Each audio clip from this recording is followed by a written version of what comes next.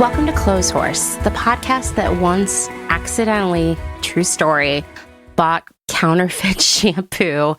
And you know what? It made my hair a disgusting mess. And the only way I was able to identify it as counterfeit, because it looked very legit in every other way, was that the bottle, the printing, all the copy on the bottle was just a little bit blurry. And at first I thought it was my eyes, because I am prone to putting the wrong contacts in the wrong eyes all the time. But in fact, it was just counterfeit shampoo. Anyway, I'm your host, Amanda, and this is episode 157.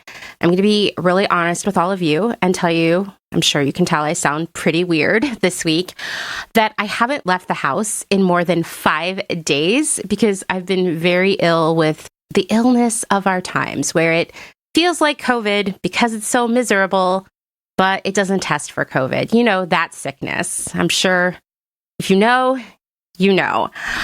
But the show must go on, and that's one of the big differences between having an independent podcast versus being part of a podcast network. There's no one here to cover for me when I'm sick, you know, and so I'm still pretty stuffed up, and I'm sure my voice sounds a little less lovely than usual. So I'm going to keep the intro-outro portion of this episode very, very short. The good news, however, is that my conversation with today's guest is so thorough and so lengthy that you don't even need to hear from me. In this episode, you'll meet Julie Tamerler, a family law, business, and intellectual property attorney. Definitely the first lawyer we've had here on Clothes Horse, and I'm pretty stoked about it. She's also a big-time secondhand shopper. Today, Julie is going to talk to us about the quandaries resale platforms face when it comes to knockoffs and fakes. And trust me, it's really complicated, and there's a lot to unpack here.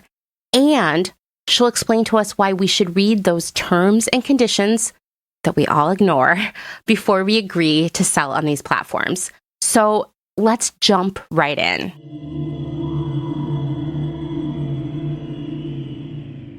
All right, Julie, welcome to Clothes Horse. Why don't you introduce yourself to everyone?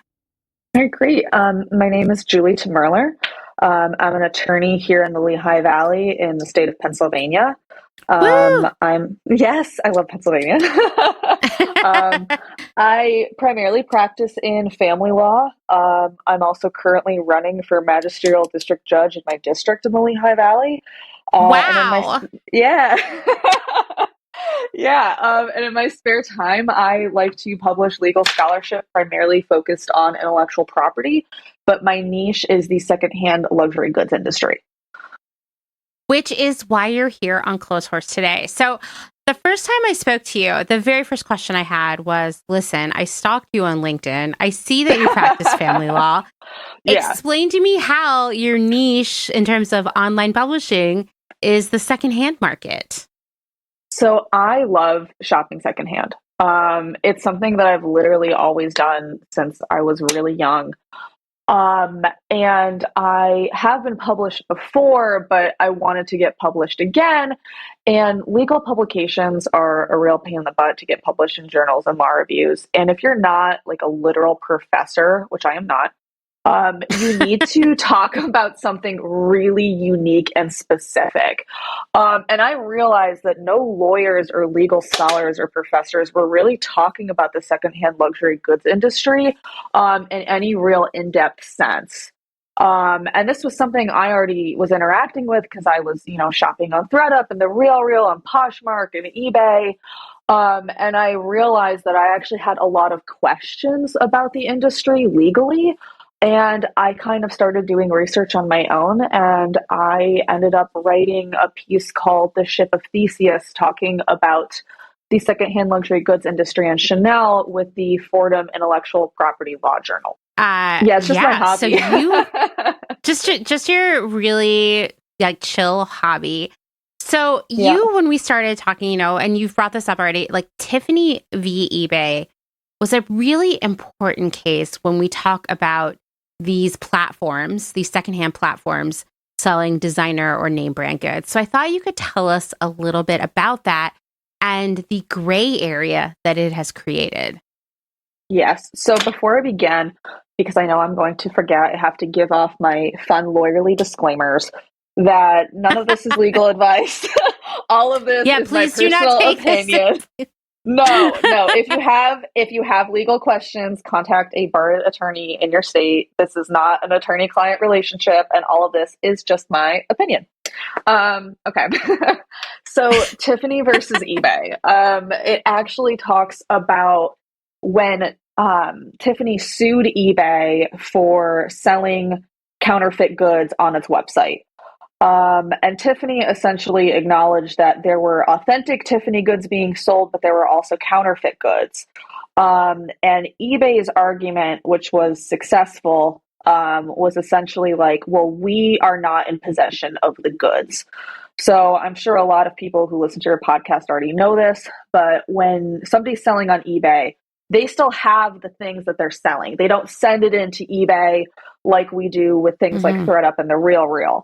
So eBay essentially said, look, we're doing what we can. We have this sophisticated fraud search engine. We have a reporting system. We do our own checks on our website. And the court essentially said that that was enough because they did acknowledge that eBay can't exactly check the authenticity of each of these goods, and that would essentially be impossible for them to do.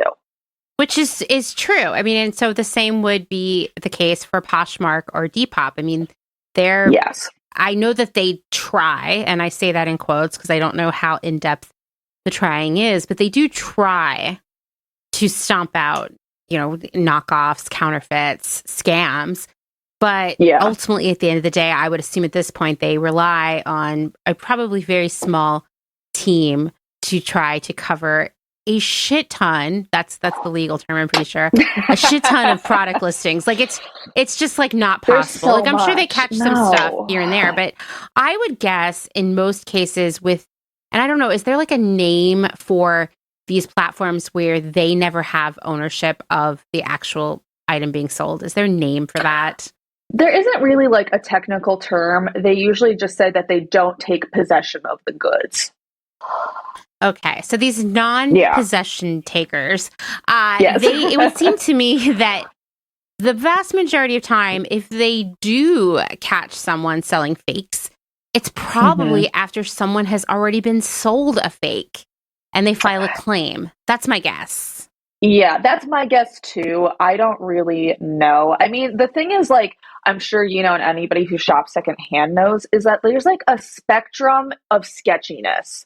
Like you will, Yes. You know exactly what I mean. Like you open up Poshmark and you'll see like an Hermes bag for like, I don't know, $100. And like the photo looks like really fake and everything. And you're like, this is not a real Hermes bag. You know that like right off the bat. And then there's some bags where it's like, it's a good deal. It's not like too good to be true, but it is a good deal. And you're not entirely sure. And the listing description doesn't give you a lot. And then there's the problem that we're all scared of, where somebody's selling a fake good, but it's at a price where you're not really questioning it. The photos look really good because, as I'm sure we'll end up talking about, fakes with bags in particular have gotten insanely good. They have. And I do like what you say. There is a spectrum of sketchiness, right? Like sometimes it's really obvious in a lot of different ways. And there are people definitely trying to work scams on Poshmark that I don't even completely understand. Like the people who are like, leave a comment where they're like, email me the photos. And you're like, what? I'm confused. Like the spam accounts. Yeah, like what's their end game? Sometimes I just can't even figure it out. I don't know. Yeah, there's weird stuff like that. I don't know how they're allowed to like sign up. I know. Yes. See, and like when I see stuff like that happening and clearly Poshmark isn't catching it, it leads me to believe like what else aren't they catching? And I also understand that they are dealing with millions of listings. How could they possibly catch all the shenanigans? But there are definitely shenanigans. Something that I see come up here and there, amongst the closed source community and also on Reddit, are people selling something that is legit, like designer luxury item, on Poshmark or Depop or another platform, then the seller getting it and claiming it was really damaged and sending back or at least photographing a product that is definitely not the original item they received, and then getting to keep the item and the money. And that's another one where I'm like, how does Poshmark crack down on that? I don't know. Exactly. And that's like their customer service kind of arm of it. But I think too is like you kind of caught on a tension that currently exists that I think is kind of explored in the Tiffany v. eBay case, where, you know, the court was like, okay, we figured it out, fine. Like eBay is able to operate like this because they are not taking possession of the goods. So they're, you know, they're doing what they can. This makes sense. But in my piece, I kind of talk about the fact that we kind of create this gray area, and the court acknowledges that it produces like a willful blindness problem at a certain point. Yes. Where a company like eBay could technically do just enough to not get in trouble, you know, where they have like these systems in place and they say they check and they do what they can to keep fakes off their website, but not enough to completely stamp them out. Do you know what I mean? Oh, totally. Well, and eBay is a great example because you can buy anything on eBay. You can buy auto parts, makeup, Bath and Body Works candles from like 10 years ago. I mean, anything. And the faux products on there, the copies, range in many categories. There's a lot of counterfeit beauty products on there. Lots of fake clothing from all areas and brands and parts of the pricing spectrum. Shoes, I'm sure there are probably knockoff electronics and car parts even. And so, and like, it's not a problem that is unique to eBay even, right? Like we see this on Amazon with all their marketplace where they're also not taking possession of the product and people are drop shipping it. And it is like, on one end, I do think that there is a lot of, you know, willful blindness to this. Just a lot of covering the eyes and saying, I don't know, I don't see anything. But then I also think it's like, where would they even begin? It's like they'd have to hire an entire army of people who were just watching these things and trying to pick up patterns. It's a lot. And you brought up a question. You said that there was sort of like, the gray areas were so complex with Tiffany v. eBay. Like, what does it mean? And this was a great call out from you. If a bag, for example, has been repaired, right? Or customized, does that no longer count as the real product for legal reasons? We don't know where that line is. And that's something I kind of explore a lot. I know you're like, just give me an answer. I'm an attorney. So unfortunately, it's always difficult. It's always like, it depends. But there is case law kind of fighting about this where, well, currently Chanel is suing the RealReal right now because they were in possession. Chanel got into possession of a certain number of Chanel bags. I believe it was actually only about 7, but it doesn't matter. You know, the amount doesn't matter. The fact that they're selling fakes matters. And they said that, you know, I believe one of them didn't have like the correct serial number, and another bag, one specifically, they said that the hardware, I think it was like the clasp, was not original. They didn't specify that the entire bag was fake. Right. So that kind of got me wondering, you know, at what point, at what level of alteration of, like, for example, a Chanel flap, are you selling a counterfeit, and are you, in a sense, deceiving the public? Because the point of trademark law essentially is that the trademark indicates the source of the good and the quality of the good.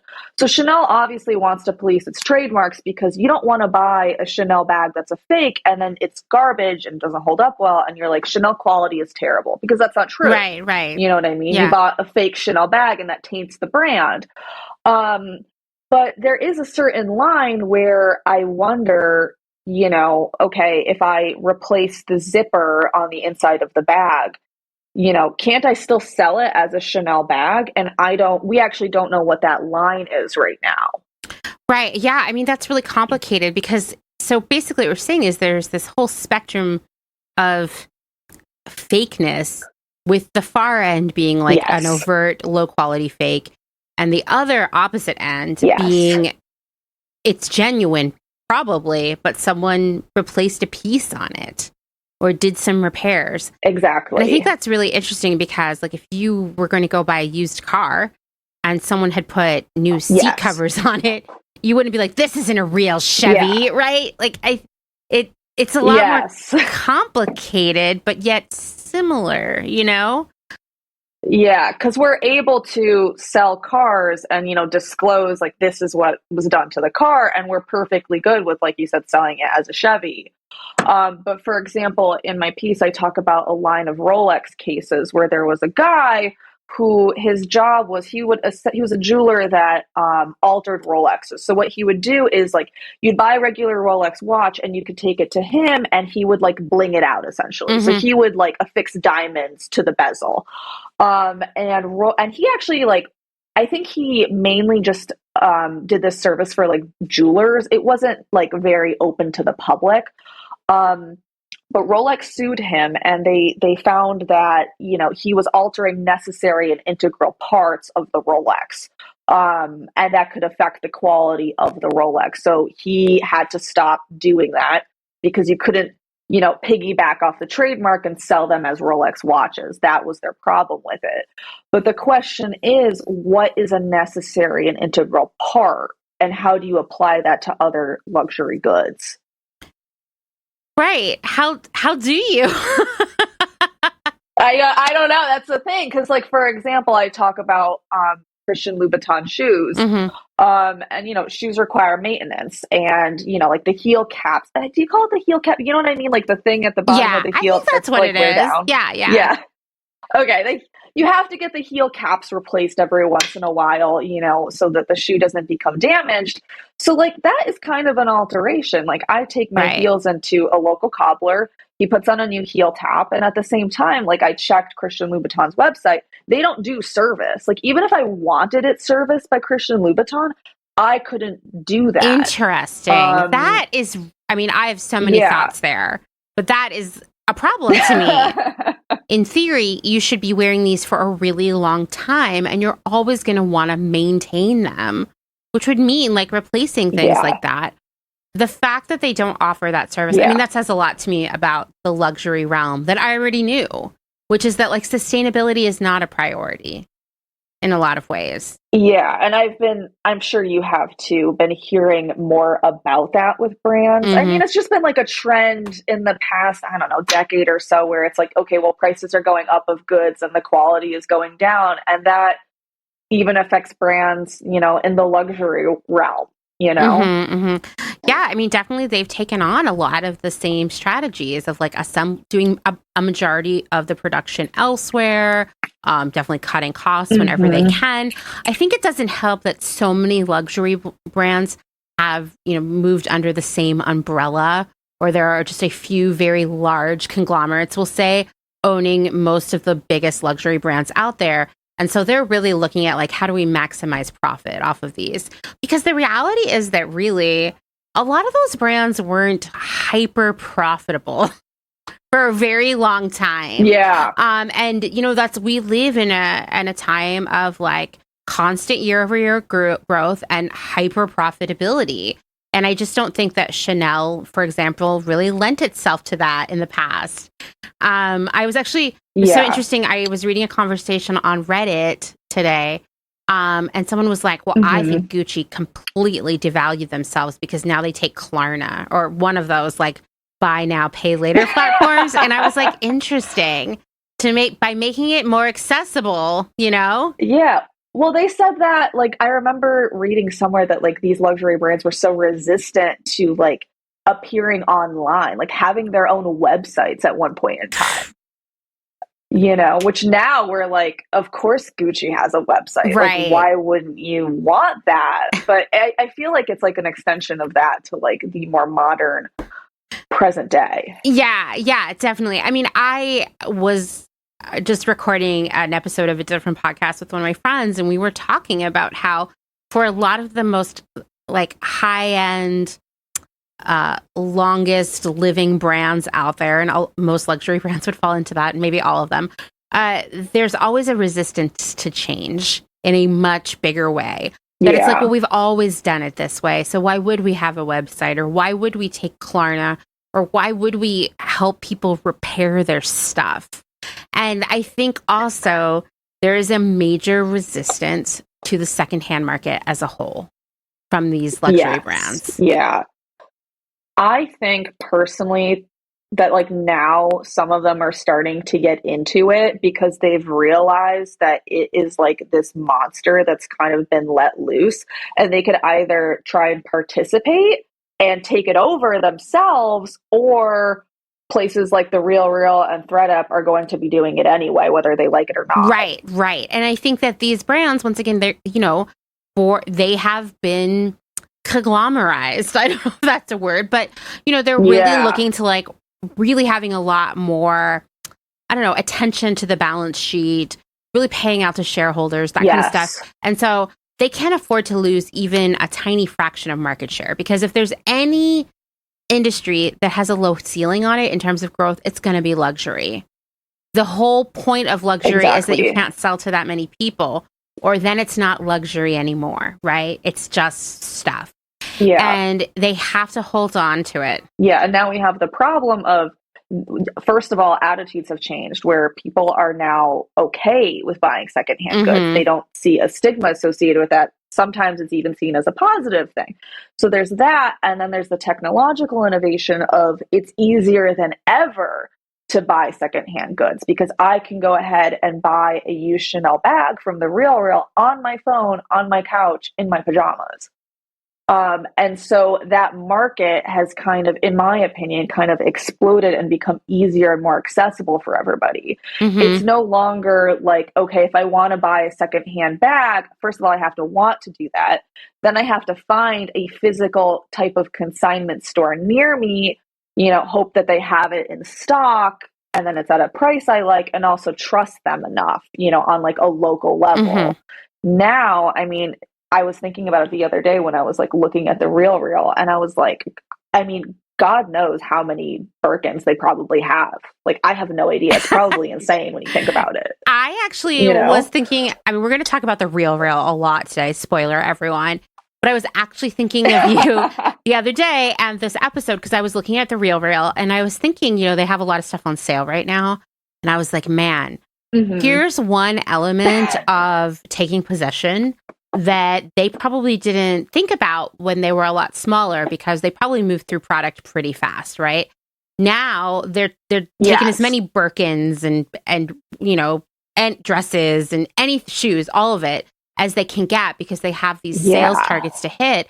And what's happening is now they have to put stuff on sale because they have inventory that no one wants. And that stuff's a liability, right? It takes up space. Exactly.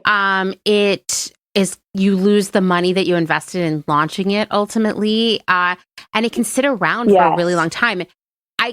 As a person who's worked in e-com, I got to tell you that one of the things you don't think of that is going to, at some point, cause a complete fire drill amongst your team is your warehouse is going to say, you're running out of space. You're running out of bins. Or if you use a third-party warehouse, they're going to say, you have hit your plan for bin space, and now we're going to start charging you this extra fee every day until you either re-sign a contract for more space or reduce your space. And that has happened to me at a few jobs, actually. It's really scary. And I assume that something like this could happen at a place like the RealReal. I guarantee they rent their warehouse space. Very few people at this point buy a warehouse. Yeah, that would make sense. Maybe Amazon, right? Yeah. And so with the style count on the website must be just wild. And we're not even seeing everything probably that they have. Okay, let's talk about the RealReal. Something that you told me when we were talking before that blew my mind is that the people who authenticate the goods at the RealReal are copywriters. They're not like trained experts. This isn't like Antiques Roadshow, okay? Like these are people who are coming and getting trained. And you told me about an article in Forbes that a Forbes reporter wrote. They went and took a tour of the RealReal. They were really impressed by it, I think. And then they bought a bag, and it turned out not to be genuine. And so that sent me down a rabbit hole. about how this authentication worked or didn't work. And I found an article from Fashionista from 2019 where this is maybe not going to surprise you, but it might concern you. Things that were like Target collabs with designers. Oh, I know what you're talking about. Okay. I cited that in like one of my many footnotes. Okay. Yes. So what they do is like, I'm sure we all know, like Target has always been doing collabs with like different designers.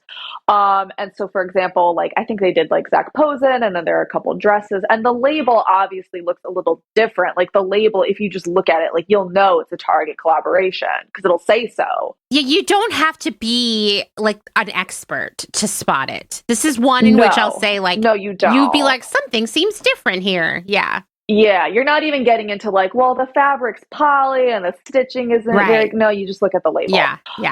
And so the RealReal, they have listed that before, where like they listed the Target collab as the designer, and that's a completely different line. Yeah, and that doesn't give you a lot of faith in their ability to authenticate. And once again, like RealReal is taking possession of the stuff, so they are assuming a lot more legal liability and financial liability and a million other things. It is a ton of liability. Yeah, that's why. You and I talked a lot about RealReal. We were preparing for this because we were like, like they've kind of bitten off more than they can chew here, because they obviously, and you're going to tell us some shocking numbers about this in a couple of minutes. They have taken in a lot of money, let's just say, and that money comes with strings attached, as it always does. And one is that they have to really hit some really impressive growth and sales numbers in order to be able to pay back that money. And that means that they have to grow the business really, really fast. And it seems like there are a lot of growing pains there. For example, the fact that they have so much stuff on the site right now on sale says that to me, right? Like they're not moving product as fast as they used to. But I had a feeling. I was like, okay, so they have just copywriters. And I don't mean to just say just copywriters, but they're not experts in this realm. And they also have to write the copy for the site. So they have a lot of work to do with every product. They have them authenticating and then, getting these products ready for launch. I decided to go to my primary source anytime I'm trying to figure out what's really happening behind the scenes at a company, and that is the Glassdoor reviews.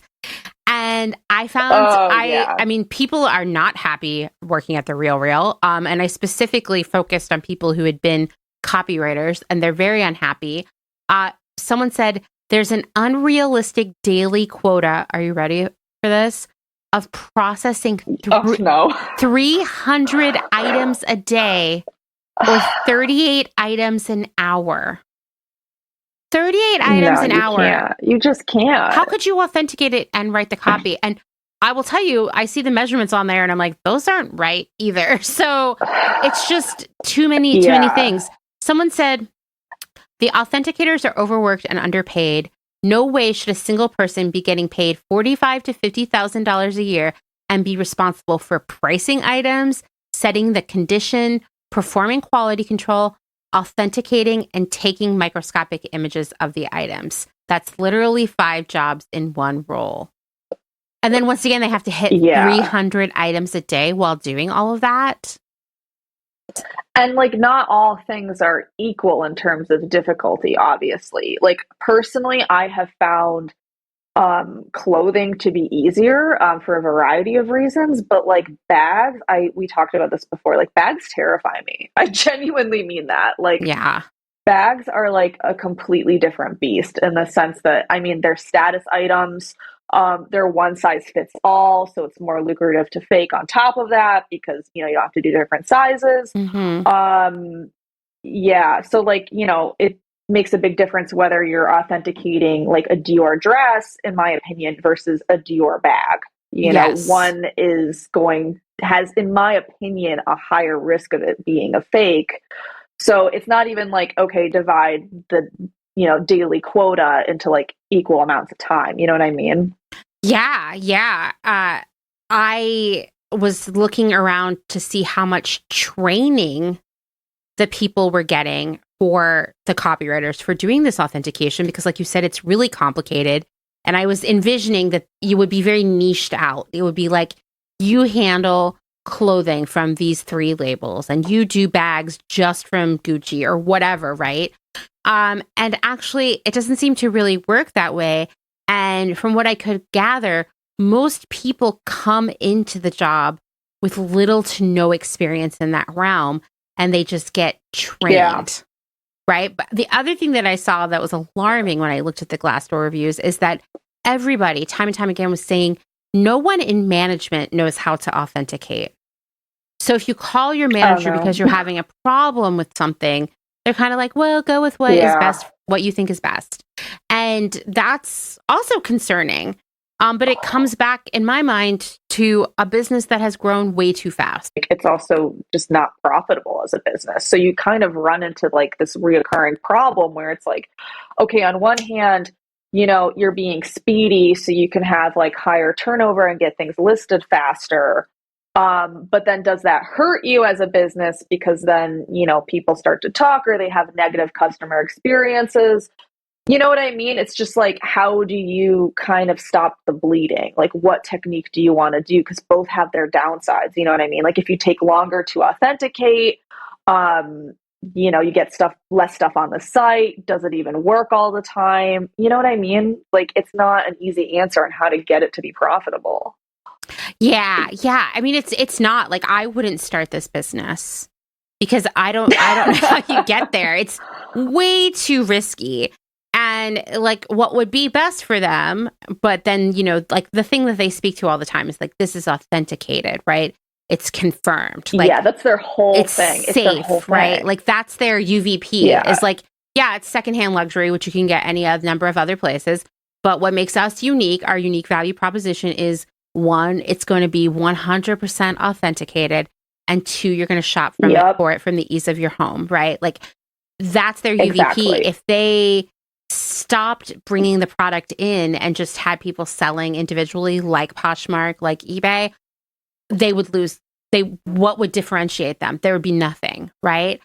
Exactly. But I think that we're going to talk about ThredUp too. We're in this era now of the secondhand market taking one of 2 options here. One is that you are a platform where people list and sell and you take a cut, right? And your risk is pretty minimal. You deal with customer service stuff.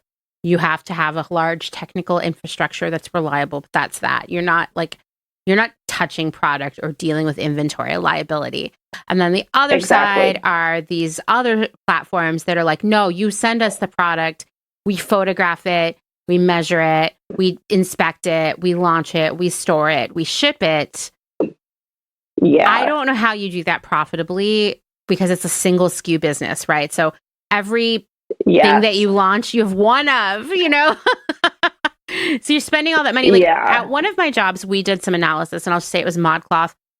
We did some analysis into how much it cost us to launch one style on the site. So that would mean like photographing it, writing the copy, taking the measurements, the actual money of like receiving it, putting it away, all that stuff. And it was about $300. And that was really interesting for us to think about because even though most of the time we'd buy 1,000 units of something, right? And of course we would sell all those and make back that $300 and some. Sometimes we would go to market and be like, oh, we just really wanted it, so we only bought 6. And then we didn't make $300 to cover. We didn't make enough to cover it, right? And that was really eye-opening. And when you have a smaller business, you have to be even more in tune with that because like launching something and then only selling $50 worth of it means that you lost money on just having that product. And so it's really hard for me to look at RealReal or ThredUp and think that they're profitable because, yeah, I know they're not using a model or anything, but they're still taking pictures. I assume someone, I don't know about ThredUp because I see a lot of really janky photos on there that are like sideways, wrinkly, that kind of thing. But in theory, someone is, you know, touching them up a little bit, uploading them. We're paying people to write copy, you know, all this stuff. Yeah. It's hard for me to imagine how you make money off of that. I just don't think you can, you know? Well, the thing is like, I get it. We're like, it sounds like an awesome idea. I mean, I could see like the pitch deck now in my head Mm-hmm. where it's like people love secondhand goods. Like it's an emerging industry. People are cool with it. Like the market is valued at, it's something like obscene now. Right. People will just send us their stuff. And once we have the stuff, we could practically price it however we want. You Right. know what I mean? Like I can totally see why somebody would think that way. Like, I know a lot of people individually who have like talked about, trying to sell things from like thrift stores, essentially like thrift resellers. And like, it's not as easy as it looks to No, make a no, profit that way. it's not. Like no one's getting rich off of that kind of No. resale at all.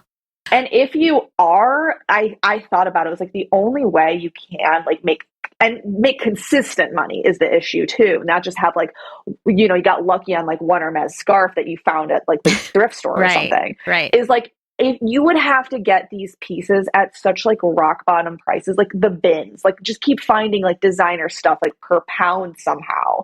And that doesn't even take into account like the cost of your time, however you would price it. Mm-hmm. Yeah, Yeah. I have no idea how. And the thing is with ThredUp too is like it's changed a little bit recently, but like they could not control what they were even being sent. So Mm-hmm. they're just getting like these random cleanup bags, and no matter what, they have to pay to process the bag. And sure, maybe somebody, sent you a bag with like a lot of good stuff, like here's a Gucci bag and here's some like designer clothing, but you can get another bag that's just filled with like stuff from like Old Navy and the Gap and maybe like literal garbage. And you still have to pay to process it. Totally. And then dispose of it. I actually went into their Yeah. Glassdoor reviews today. They have like so many. They've had Oh a lot no. of people work Oh for them. yeah. They're a big company. And there were many mentions from the people who do the receiving, the sorting, the photography, all that stuff, of lots of bags having human waste in them. Oh, that's And ridiculous. I know. And I just like, oof. Like I said, I don't know how you make either of these concepts work that way. Even though, like, I want the secondhand market to be big, I think that it doesn't have to rely on these huge mega businesses. I think it needs to be more small business, local, even just peer-to-peer selling. I think that, like, to turn it into a massively profitable, like, we're making millions and billions every year business, it's just not scalable.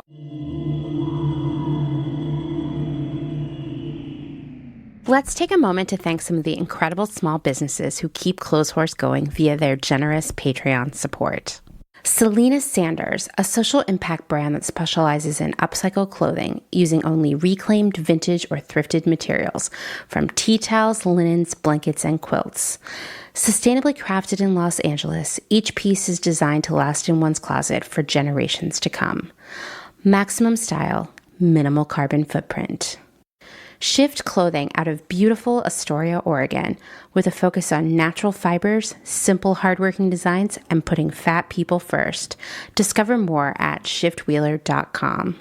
Late to the party, creating one-of-a-kind statement clothing from vintage, salvaged, and thrifted textiles. They hope to tap into the dreamy memories we all hold. Floral curtains, a childhood dress, the wallpaper in your best friend's rec room. All while creating modern, sustainable garments that you'll love wearing and have for years to come. Late to the Party is passionate about celebrating and preserving textiles, the memories they hold, and the stories they have yet to tell. Check them out on Instagram at Late to the Party People. Vino Vintage, based just outside of LA. We love the hunt of shopping secondhand because you never know what you might find. Catch us at flea markets around Southern California by following us on Instagram at vino.vintage so you don't miss our next event. Gabriella Antonis is a visual artist and an ethical trade fashion designer. But Gabriella is also a radical feminist micro-business. She's the one-woman band trying to help you understand why slow fashion is what the earth needs. The one-woman band to help you build your own brand. She can take your fashion line from just a concept and do your sketches, pattern making, grading, sourcing, cutting, and sewing. The second option is for those who aren't trying to start a business and who just want ethical garments.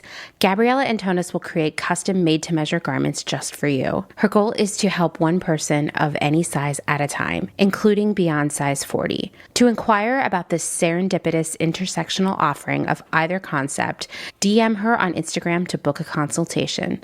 Please follow her on Instagram and Twitter at Gabriella Antonis. And that's Gabriella with one L. Gotta get that spelling right. Dylan Page is an online clothing and lifestyle brand based out of St. Louis, Missouri. Our products are chosen with intention for the conscious community. Everything we carry is animal-friendly, ethically made, sustainably sourced, and cruelty-free.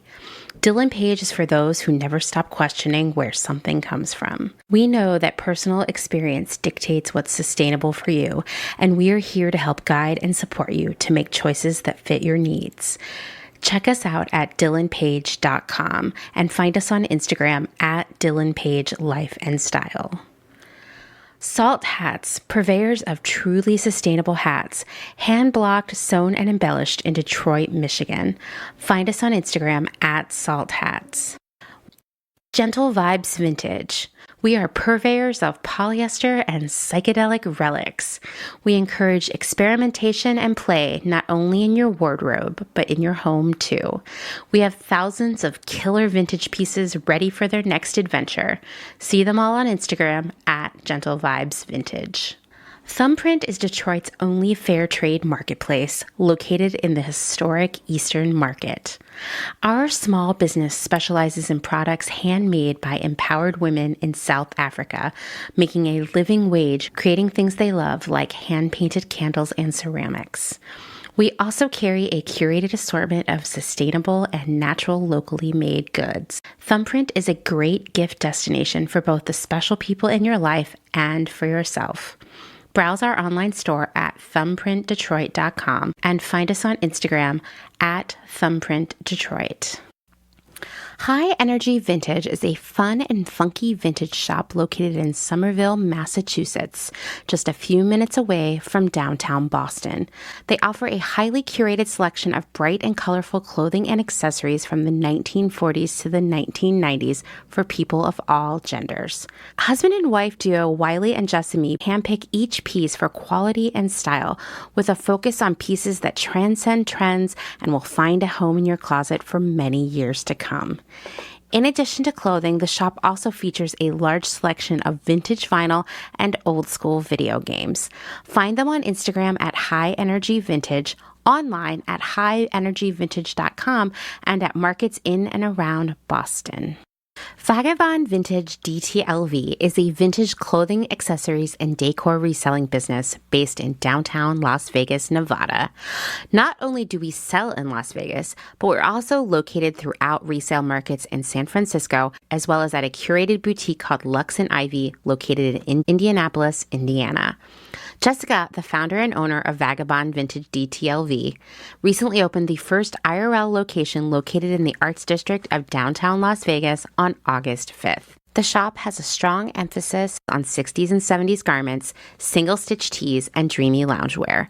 Follow them on Instagram at Vagabond Vintage DTLV and keep an eye out for their website coming fall of 2022.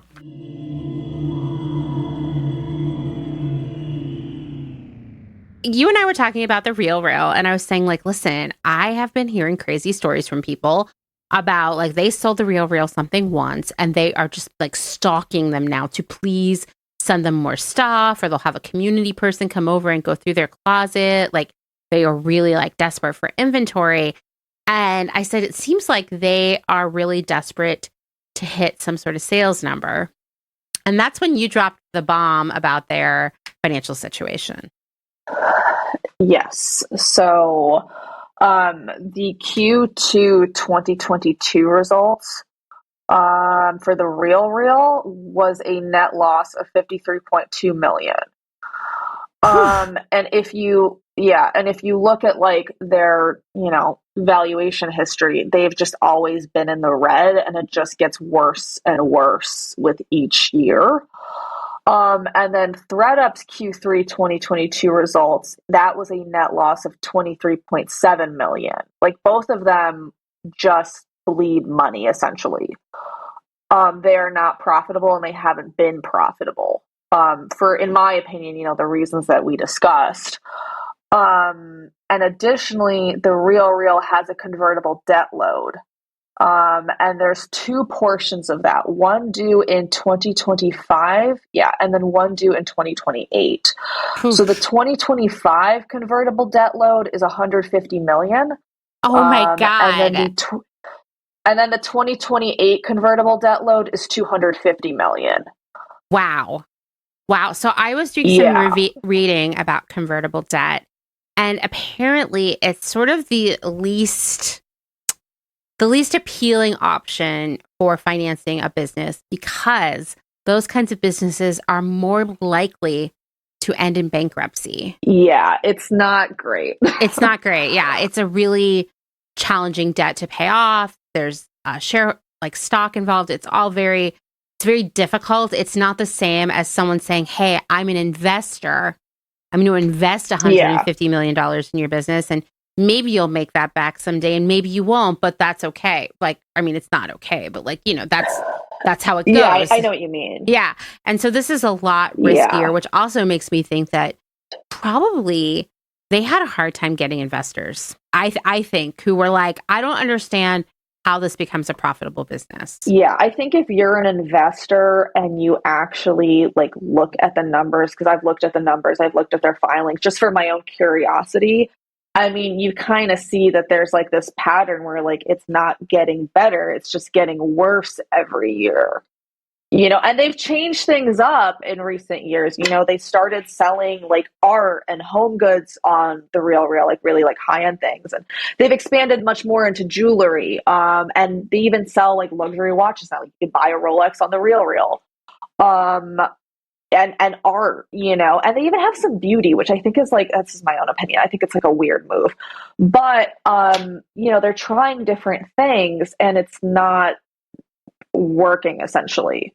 So yeah, if I were an investor, I would not.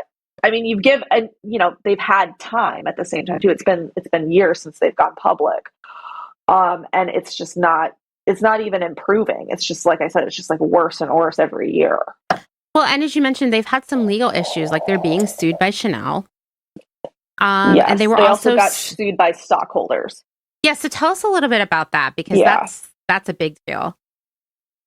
So essentially, as we've mentioned before, the RealReal's whole thing is that they authenticate stuff. I mean, you see it on all their advertising. Mm-hmm. They say that things are 100% authenticated, like 100% of the time, which of course, you can imagine, is a big claim. So essentially, these shareholders said, well, we bought these shares under that assumption. That is what you promised us as shareholders that you do as a company. And you essentially lied to us, and that was like a type of fraud. So ergo, like the shares were misvalued and you essentially misled your investors, which when you think about it, I mean, you kind of get their point. You know what I mean? Mm-hmm. Mm-hmm. And I get it where it's like, okay, well, how can you be right 100% of the time? Well, you can't say that then. Right. Like if Right. you're Yeah. not right 100% of the time, then you can't say that you are. And that is misleading. I don't recall off the top of my head what the settlement was with shareholders for that issue, but I remember it being significant. I mean, I think it was off the top of my head, I think it was like around $10 million.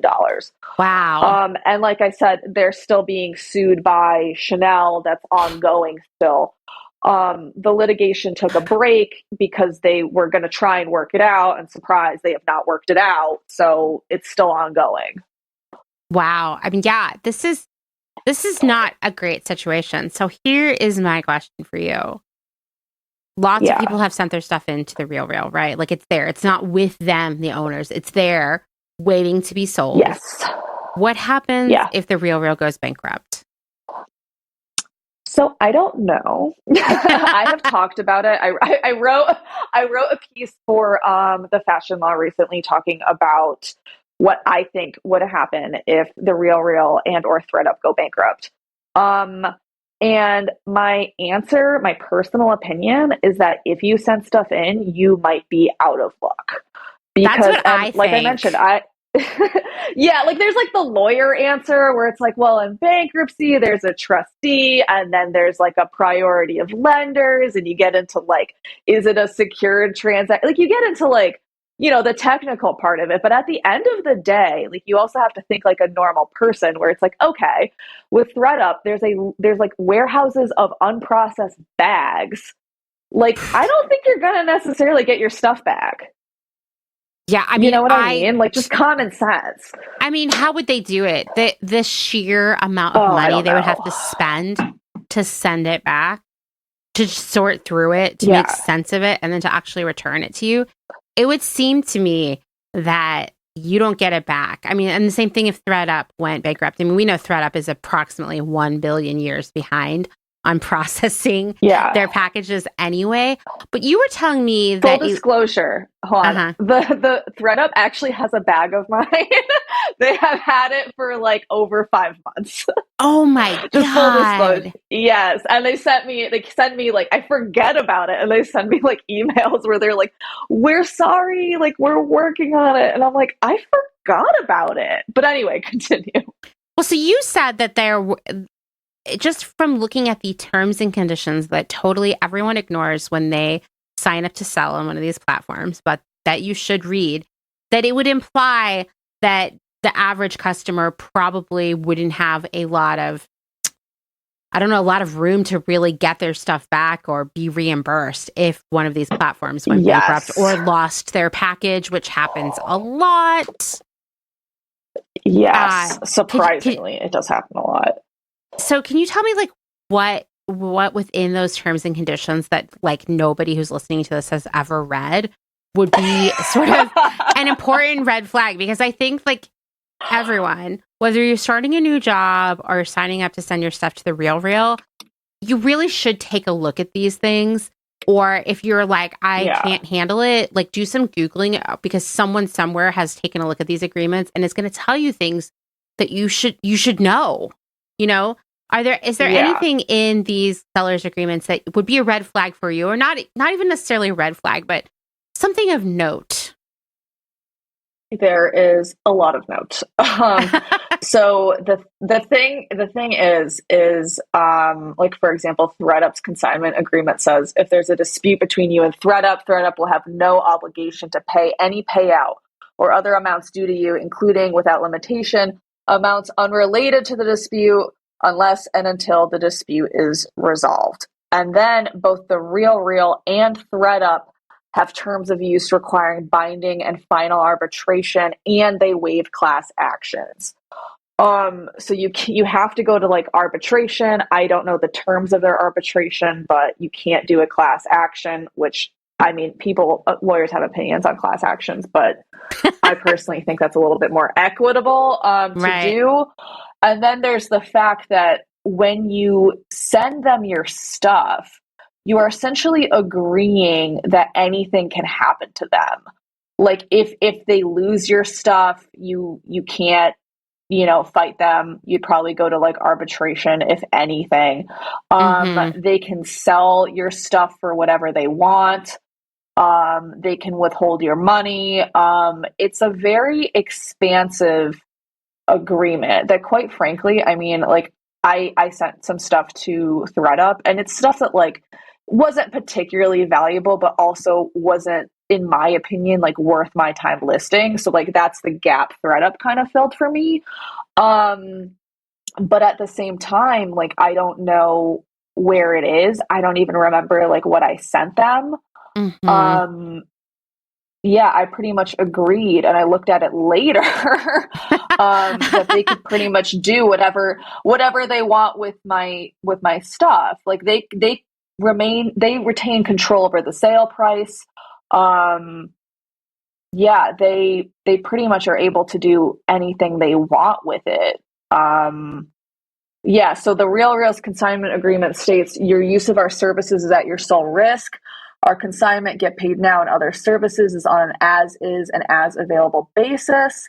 The RealReal and everybody associated with it will not be liable for any indirect, incidental, all these other types of damages for loss of profits, goodwill, use, data, or other intangible losses, including results from the use or inability to use our services or website.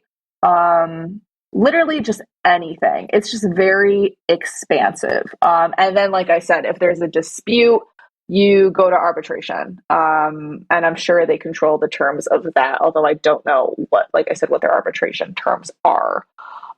So in bankruptcy, especially, like, for example, I don't know what would happen. Like, if the RealReal theoretically declared bankruptcy, I mean, I don't think there's anything stopping them from having what's essentially like a fire sale on a bunch of their stuff to just get rid of it, for example. Like, I don't know, maybe the warehouse wants them out. They can't pay the next warehouse bill. They're like, let's try and thin out this warehouse as fast as possible. You know, maybe then I'd be a little annoyed where I'm like, hey, I gave you like this Burberry trench coat expecting you to be able to sell it at a good price. And, you know, your company's going under, and like, I don't like that you're selling it for like $30, but there's nothing I can do to stop that, you know, because they have my stuff and I agreed that they could sell it for whatever they want. And that is completely on me at that point. Yeah. I mean, I find it hard to believe that they wouldn't have some blowout warehouse sale or just selling stuff off by the pallet to smaller stores. I mean, there are a million ways that they would try to recoup and clear out inventory as fast as possible. But ultimately, you know, like, you are, by agreeing to sell on these platforms, basically giving up your rights to that product or what happens to it next. And I think, you know, we're still, even though it feels, I mean, you know, secondhand shopping has been around for a very long time. We are still in the very early days of selling secondhand online. And I am sure that over time we'll see an evolution here that could be more in favor of the seller or not, right? It's hard to say. But definitely nothing good. Sounds really dark, but ultimately I don't think there's going to be any sea change here in terms of protecting consumers more, especially the people who are selling their product. I don't think there's going to be a sea change there until one of these platforms implodes and suddenly everybody sees how this is really playing out. Because I have conversations on a regular basis and have since 2020 with people who have sent stuff to ThredUp and it's been lost or it's sold for 90 cents a year later. You know, who later were like, I feel like they took advantage of me, right? And now I'll never sell from them again. Or buy from them or whatever. But ultimately, like, there's not enough of that whispering out there for people to start to say, like, hey, maybe I should move away from these platforms.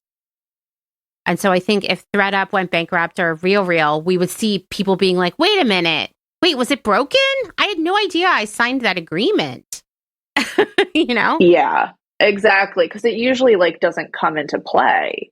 I mean, I don't know what would happen. Like, I know it's happened. It's also like, to some extent, just like a numbers game where like somebody has definitely consigned something to them and it got lost. I don't entirely know what happens when that occurs, but like, I mean, you're just like not in a good position at that point.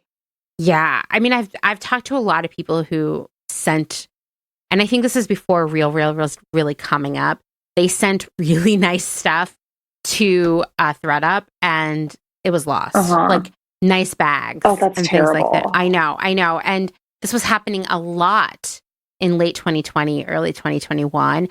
I don't think ThredUp ever caught up with the sheer flow of inventory that's coming their way. Now you actually have to pay like $13 for a cleat out bag. Oh, well, it's about time. Yes. Before the bag was free and now you have to like do the $13 and people like people feel all types of ways about it. I mean, listen, they're doing you a service. But I sent stuff to ThredUp once in the very early days when I was working for a rental platform that was looking to get into resale because, you know, I wanted to see what the experience was like. So I sent them a bag of actually like pretty decent stuff that I probably could have sold on Poshmark for a few $100s. And they took the bag. And a year later, I got $4.25 credited to my account.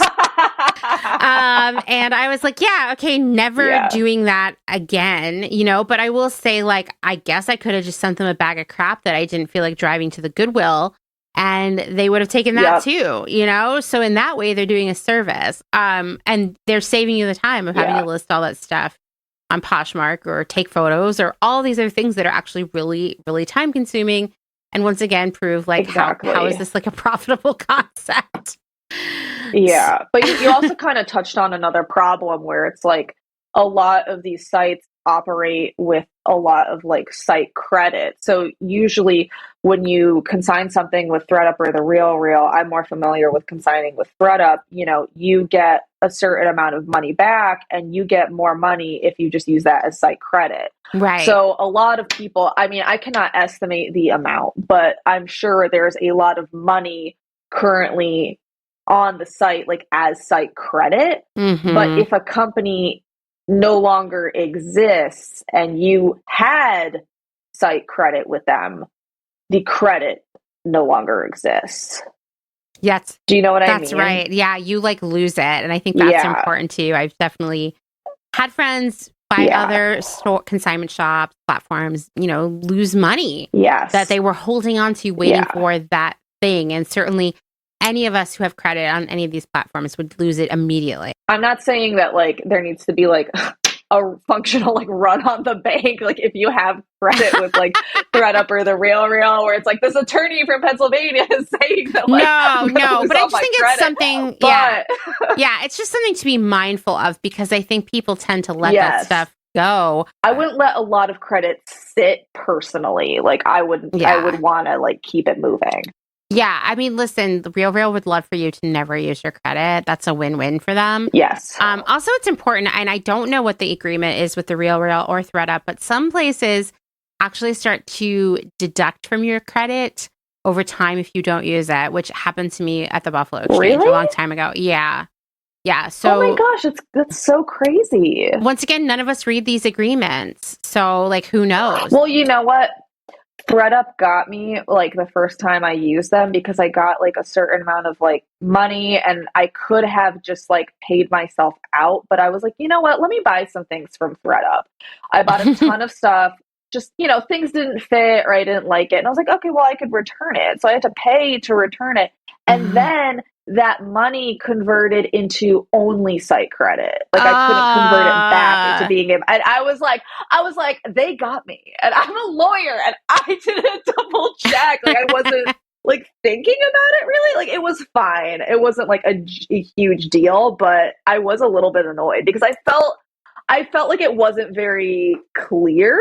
And I'm like, you have to know that not everybody would be happy with that. You know? No. And once again, these are just things that people aren't thinking of or will often learn the hard way. So it's really great for us to share those experiences when they happen so that others maybe don't find themselves in the same boat. But I think that often people aren't talking about loudly, I would say, about where these things can go wrong. And, you know, having conversations about this is not meant to deter you from shopping secondhand or reselling your stuff at all. You know, I think we can both agree, we both love secondhand. We want everybody to be engaging in that in any way possible. But it is important to remember that these are not charitable organizations, right? They are here to make a profit, to drive as many sales as possible. And sometimes that might mean that it's at the expense of you, the customer, you, the person who's selling your stuff. And it is interesting to think about these resale platforms where they take ownership of the product, right? Because in effect, they have two customer sets. They have the people who consign their product, and they have the people who buy the product. Whereas when you look at Poshmark or Depop, they may look at their customer as being the person who buys the things, but really their customer. And sometimes this is why it's not a very equitable situation for them. The customer is actually the person selling the product, even though, like, in general, these sites prioritize the person who bought the product, which is not fair because these businesses don't exist if people don't list their product there. So I think, like I was saying, we're so early in the lifespan of selling secondhand product online that all of these platforms need some fine tuning, to say the least. Yeah, it really is like currently, in my opinion, like the Wild West. Yes, that's what I Um, think too. we're all like figuring it out, and it's interesting because like my piece kind of talks about the fact where like on one hand I do criticize the Real because I think that they could have better oversight. Mm-hmm. I criticize the way that they run their business, and I think if you're saying, it's 100% authentic, you need to do that not just like ethically but legally, because trademark infringement is strict liability, which means that it doesn't matter if you meant well or if you tried really hard to make sure it was real. If you're selling a fake, you're selling a fake and you're liable. It doesn't matter. Right.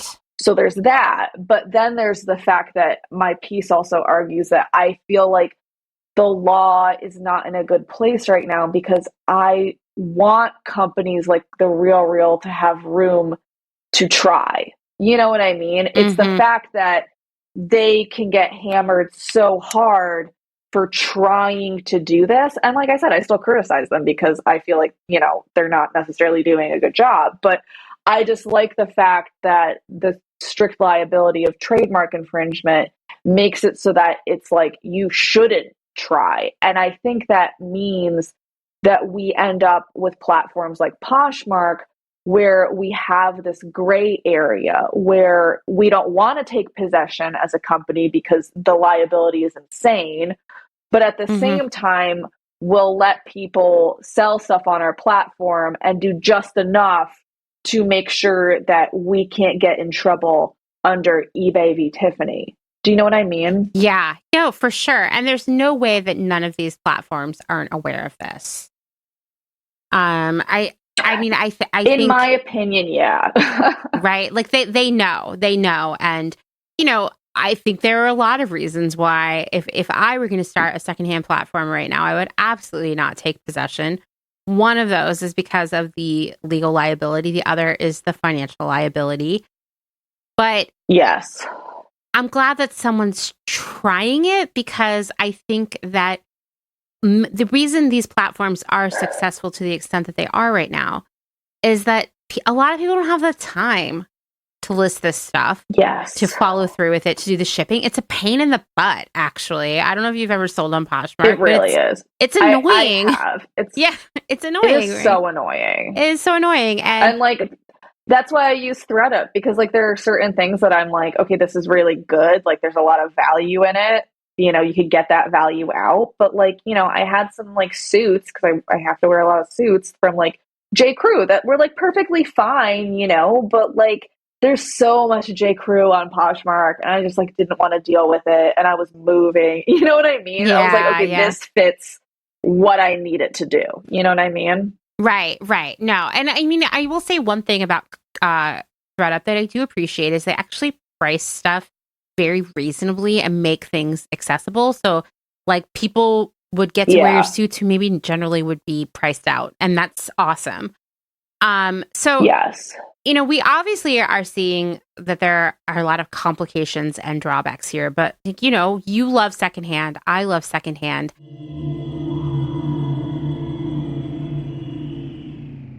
If you're enjoying this episode, then this is a great time to remind you that my work here at Clotheshorse is made possible by the support of listeners like you, just like NPR, and these great small businesses. Please go give them your support. Blank Cass, or Blanket Coats by Cass, is focused on restoring, renewing, and reviving the history held within vintage and heirloom textiles. By embodying the love, craft, and energy that is original to each vintage textile as I transfer it into a new garment, I hope we can reteach ourselves to care for and mend what we have and make it last. Blank Cass lives on Instagram at blank_Cass, and a website will be launched soon at blankcass.com. Located in Whistler, Canada, Velvet Underground is a velvet jungle full of vintage and secondhand clothing, plants, a vegan cafe, and lots of rad products from other small sustainable businesses. Our mission is to create a brand and community dedicated to promoting self-expression, as well as educating and inspiring a more sustainable and conscious lifestyle, both for the people and the planet. Find us on Instagram at at shop_velvet_underground or online at www.shopvelvetunderground.com. St. Evens is a New York City-based vintage shop that is dedicated to bringing you those special pieces you'll reach for again and again. More than just a store, St. Evens is dedicated to sharing the stories and history behind the garments. 10% of all sales are donated to a different charitable organization each month. New vintage is released every Thursday at wearstevens.com with previews of new pieces and more brought to you on Instagram at wear_st.evens. That's Where St. Evens. Country Feedback is a mom and pop record shop in Tarboro, North Carolina. They specialize in used rock, country, and soul and offer affordable vintage clothing and housewares. Do you have used records you want to sell? Country Feedback wants to buy them. Find us on Instagram at Country Feedback Vintage and Vinyl or head down east and visit our brick and mortar. All are welcome at this inclusive and family-friendly record shop in the country. Republica Unicornia Yarns. Handmade yarn and notions for the color obsessed. Made with love and some swearing in fabulous Atlanta, Georgia by head yarn wench Kathleen. Get ready for rainbows with a side of giving a damn. Republica Unicornia is all about making your own magic using small batch, responsibly sourced, hand-dyed yarns and thoughtfully made notions. Slow fashion all the way down and discover the joy of creating your very own beautiful hand-knit, crocheted, or woven pieces. Find us on Instagram at Republica_Unicornia_yarns and at www.republicaunicornia.com. Picnic Wear, a slow fashion brand ethically made by hand from vintage and dead stock materials, most notably vintage towels. Founder Danny has worked in the industry as a fashion designer for over 10 years, but started Picnic Wear in response to her dissatisfaction with the industry's shortcomings. Picnic Wear recently moved to rural North Carolina, where all their sewing and accessories are now designed and cut, but the majority of their sewing is done by skilled garment workers in New York City. Their customers take comfort in knowing that all their sewists are paid well above New York City minimum wage. Picnic Wear offers minimal waste and maximum authenticity. Future vintage over future garbage. Cute Little Ruin is an online shop dedicated to providing quality vintage and secondhand clothing, vinyl, and home items in a wide range of styles and price points. If it's ethical and legal, we try to find a home for it.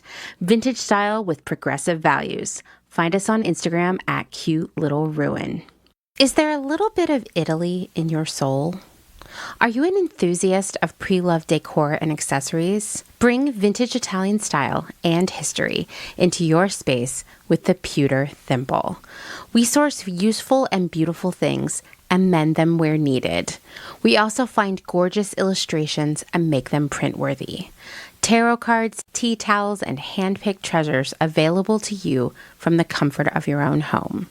Responsibly sourced from across Rome, lovingly renewed by fairly paid artists and artisans, with something for every budget. Discover more at thepewterthimble.com.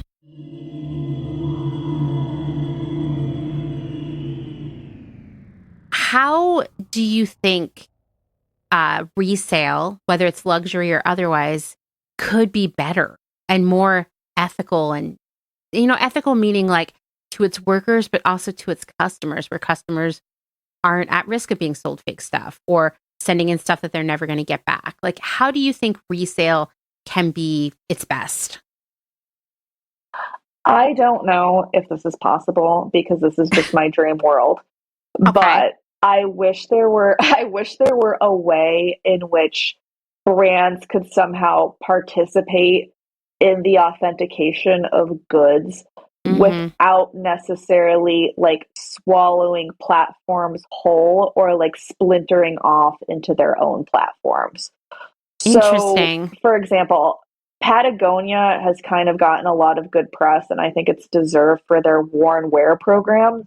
So they have their own secondhand section of their website where you could send in like gently used Patagonia stuff, and they will sell it under their worn wear program, which is actually like really neat.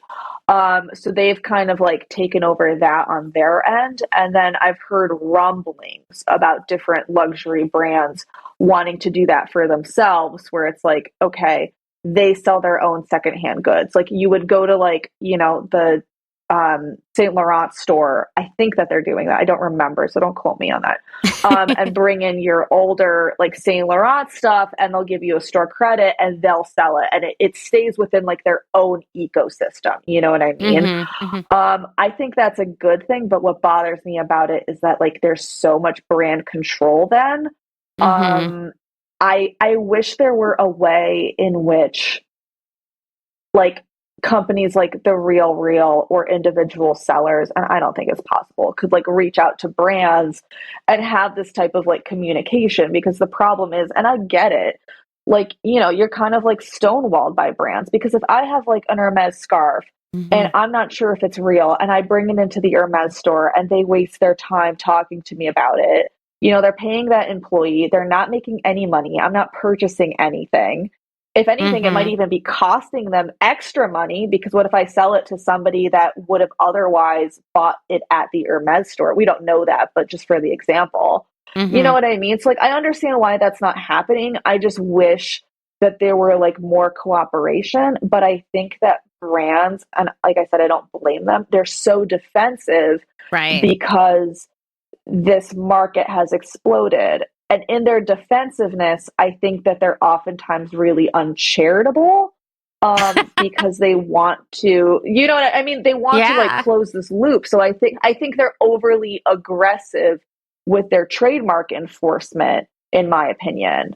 And a lot of pieces I've read in like law reviews discussing like this type of issue, like fashion and trademarks and copyrights, they all have like the same tone, which kind of drove me nuts, where it's just like copyright, like trademark infringement is bad and counterfeit goods are bad and it's not a victimless crime. And I'm like, yeah, I agree. Like, I don't like counterfeit goods, but like we have other problems. You know what I mean? Like, what is real? What is fake? Like, if I really want to follow the law, I mean, I don't know at what point, as we discussed, like this Chanel bag is allowed to be sold. You know what I mean? Right, right. I mean, it seems like I don't love the idea of the brands bringing this back in house. Although we're seeing a lot more of that right now with other smaller brands. There's a platform called Treat that allows these brands to sell secondhand, but it's really more like peer to peer. I wonder, when I think about this, I think the most successful secondhand selling environment is more local and personal, meaning like brick and mortar. But then, of course, like you might not have someone in your community who wants that thing, and then it never gets another use, right? So I don't know. It's like there's no easy answer. We just reinvented brick and mortar. Right. We're like, yeah, just go back to a regular store. But the worst part is that, like, I agree with you. No, I mean, honestly, I've worked in retail now for quite some time. I started as a buyer just as e-commerce was starting to come up. And in fact, our website for the company I worked for was down all the time. It would be like, oh, our website was down all weekend, like that, which would be crazy news now. But, like the early odds was insane. Right. And so I think, I've spent my whole career hearing that brick and mortar was over, that people only want to buy online, that people only want to buy if it's like an experiential thing in your store to bring them in. You got to have the Instagram booth, blah, blah, blah, blah, blah. It turns out that's not true. And actually, like, I think we're seeing a return to in-person shopping, because after being locked up for a couple years, we're like, oh yeah, like shopping is fun in person, and you touch things and you get to try them on and you're less disappointed. And, like returns, no matter how easy companies have tried to make them, are kind of annoying, just like selling a Poshmark. And, like, I think that people also are like, appreciate the social aspect of shopping. So I do think that we are actually seeing a return to brick and mortar as a whole. And we no longer need to start tearing down all the stores, which was like, I think what everyone was envisioning. I think it didn't help that, like, platforms like Amazon really took away the cachet of shopping online, right? Like now it's like, it's so impersonal, right? I do think that we could see secondhand being bigger in brick and mortar spaces.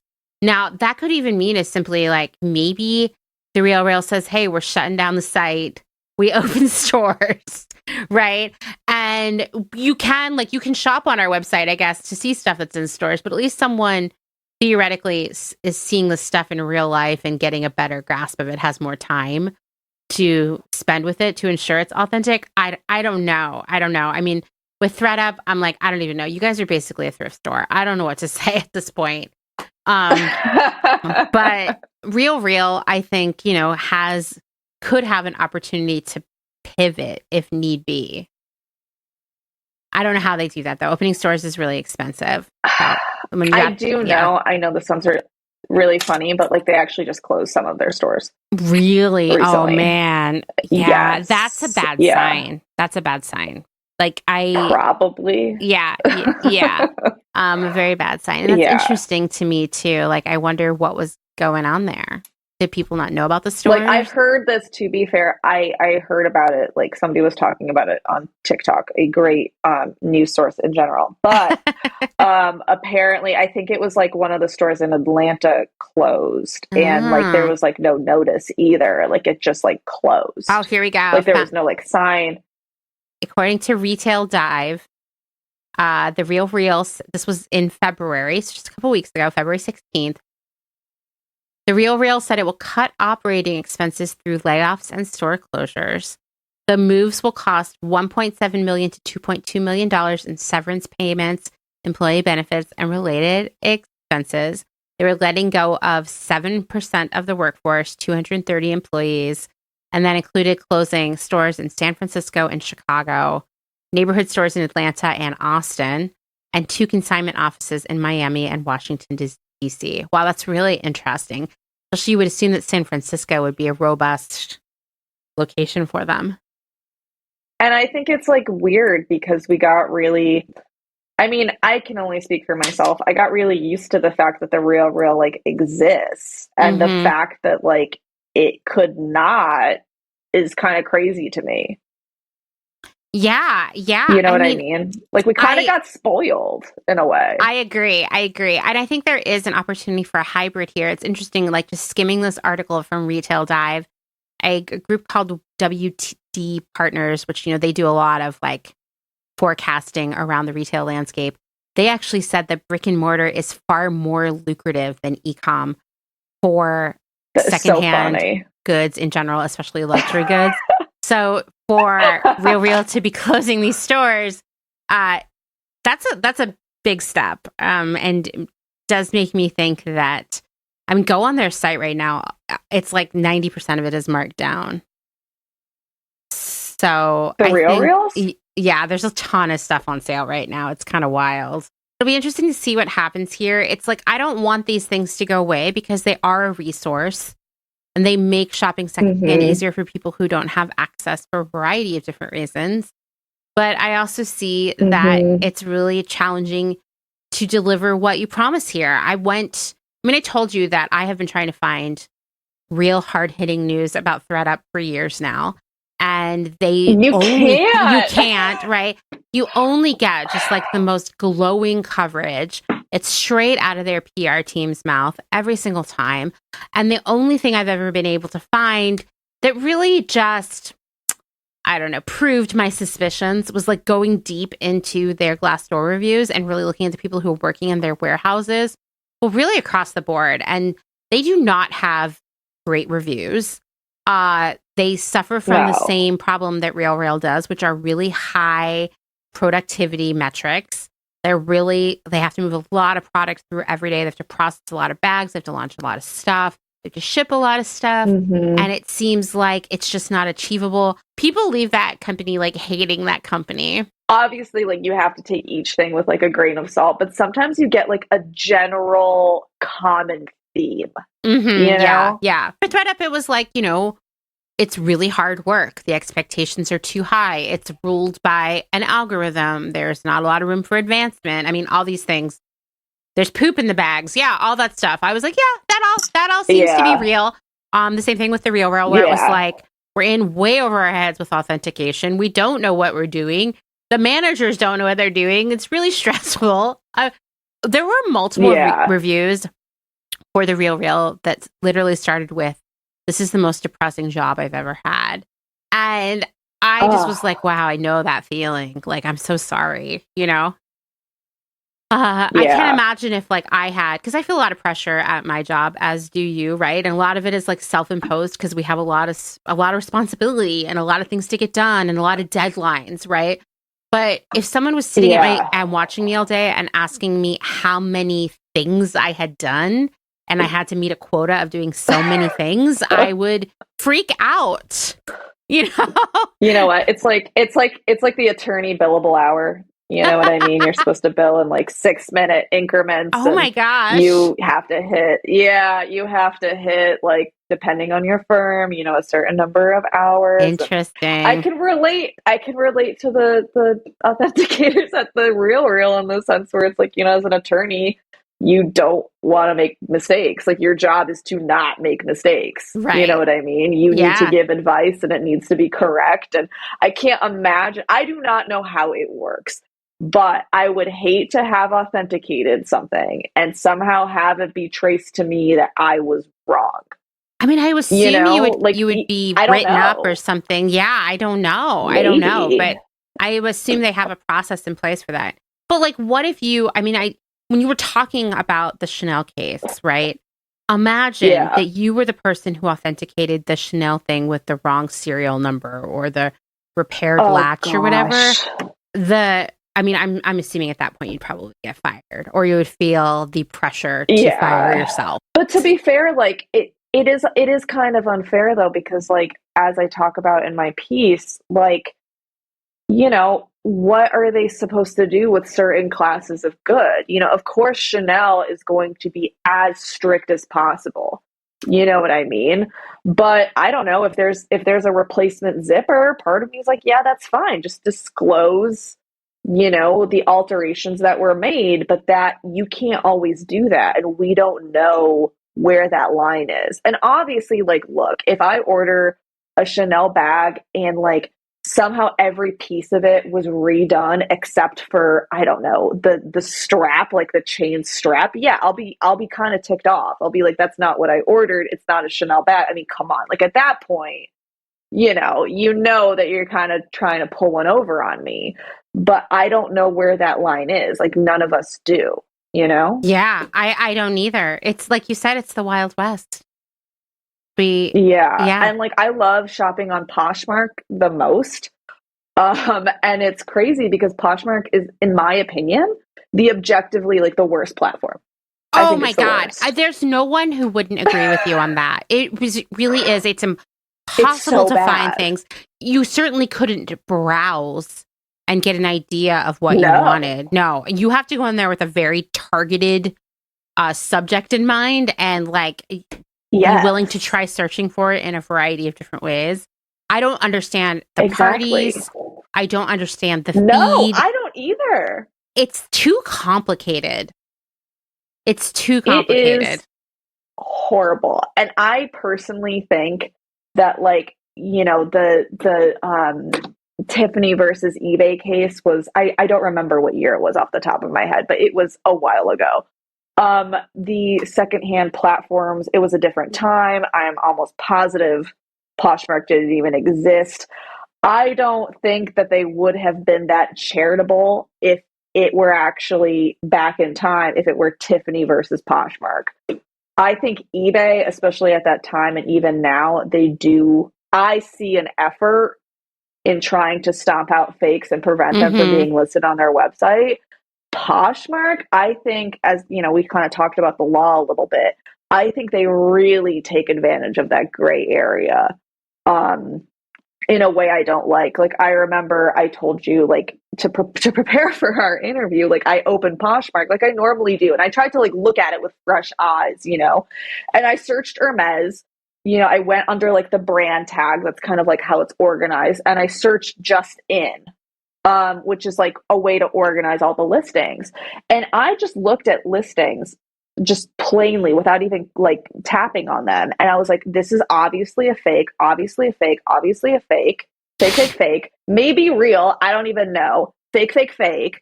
Like it was insane. Yeah, no, it's true. And it's like that on any given day. Yeah, no, it definitely is. It is it's not good. It's not good at all. I definitely feel that Poshmark is pretty reckless with a lot of things. It's such a strange format, even just that like it's really difficult. You can't really be in contact with someone you bought from and vice versa, right? Like it's very you're really isolated from one another. But, and I always assumed that was for the protection of the sellers. I don't know. But then again, like, they clearly are not doing a good job of policing what's for sale there. I know that they have like a policy where you now have to have a photo of the actual item. But that there for a while, it was all just like photos stolen from websites. And you'd be like, this feels so risky to me. Like, what are the odds that what I ordered is going to show up? You know? I feel like you have to be to like use, this is going to sound funny, but like to use Poshmark safely, I feel like you need to be like an expert level secondhand shopper.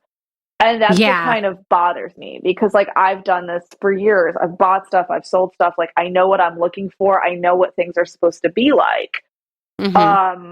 So I'm able to kind of take advantage of the fact that like it's laid out horribly and you can't really figure out like past pricing trends so you can get like a really good deal on something because somebody just wants to get it out of their closet. But what I don't like about Poshmark is like you and I, although we kind of forget this, like we're not normal people. You know what I mean? Like we're not like normal. We're really not. Yeah, we're not like normal shoppers. And I forget about that. And then I look at Poshmark and I'm like, this is really bad because you could have like tons of sales going on and it won't even get flagged. Like, you know, somebody will sell a fake on Poshmark. There will be a buyer. The payment will go through. Poshmark takes a cut and nothing ever happened. You know what I mean? Even though a fake was sold. And we don't know how many times a day that's happening. Because it's not like after it's sold that they go back, that Poshmark goes back and they're like, oh, that was a fake. We got to give everybody their money back, including like our own cut of that. Like they keep the cut when that happens. Oh, for sure. Yeah. I would say, like I said, I feel like I said this very early in our conversation. We're going full circle. The only way that Poshmark knows that it has sold something fake is if a buyer reaches out with a complaint. And then I don't even know what they do. Yes. And the window for returns on Poshmark is so short. Oh, really? Like it's so short. Like eBay, I don't remember because I haven't had a dispute on eBay in like ages, just because I haven't shopped with them recently. But I feel like you had like 30 days or something to like return your good. Like Poshmark, I feel like it's like a matter of like a couple days. First of all, you only have a short window to make a complaint, which is like really small. It's like less than a week. I mean, a week is luxurious. Like there's no way it's a week. What if you were like out of like town? Nothing. And then then you're just out of luck. If you were out of town, you were out of luck. And then you need to get it postmarked, like scanned by the post office within a very short amount of time. Wow. As well. Like it's really tight. And see, that deters people from wanting to follow through the process. You know? Like, so they're going to get tons of people who are just like, never mind. And so I think that's all by design, right? Because like they don't want to have to deal with it either. And then if someone comes to them and says like, hey, are you selling knockoffs? Are you aware of it? They can be like, oh, like actually our percentage of complaints about that is super small. You know, so it works in their favor.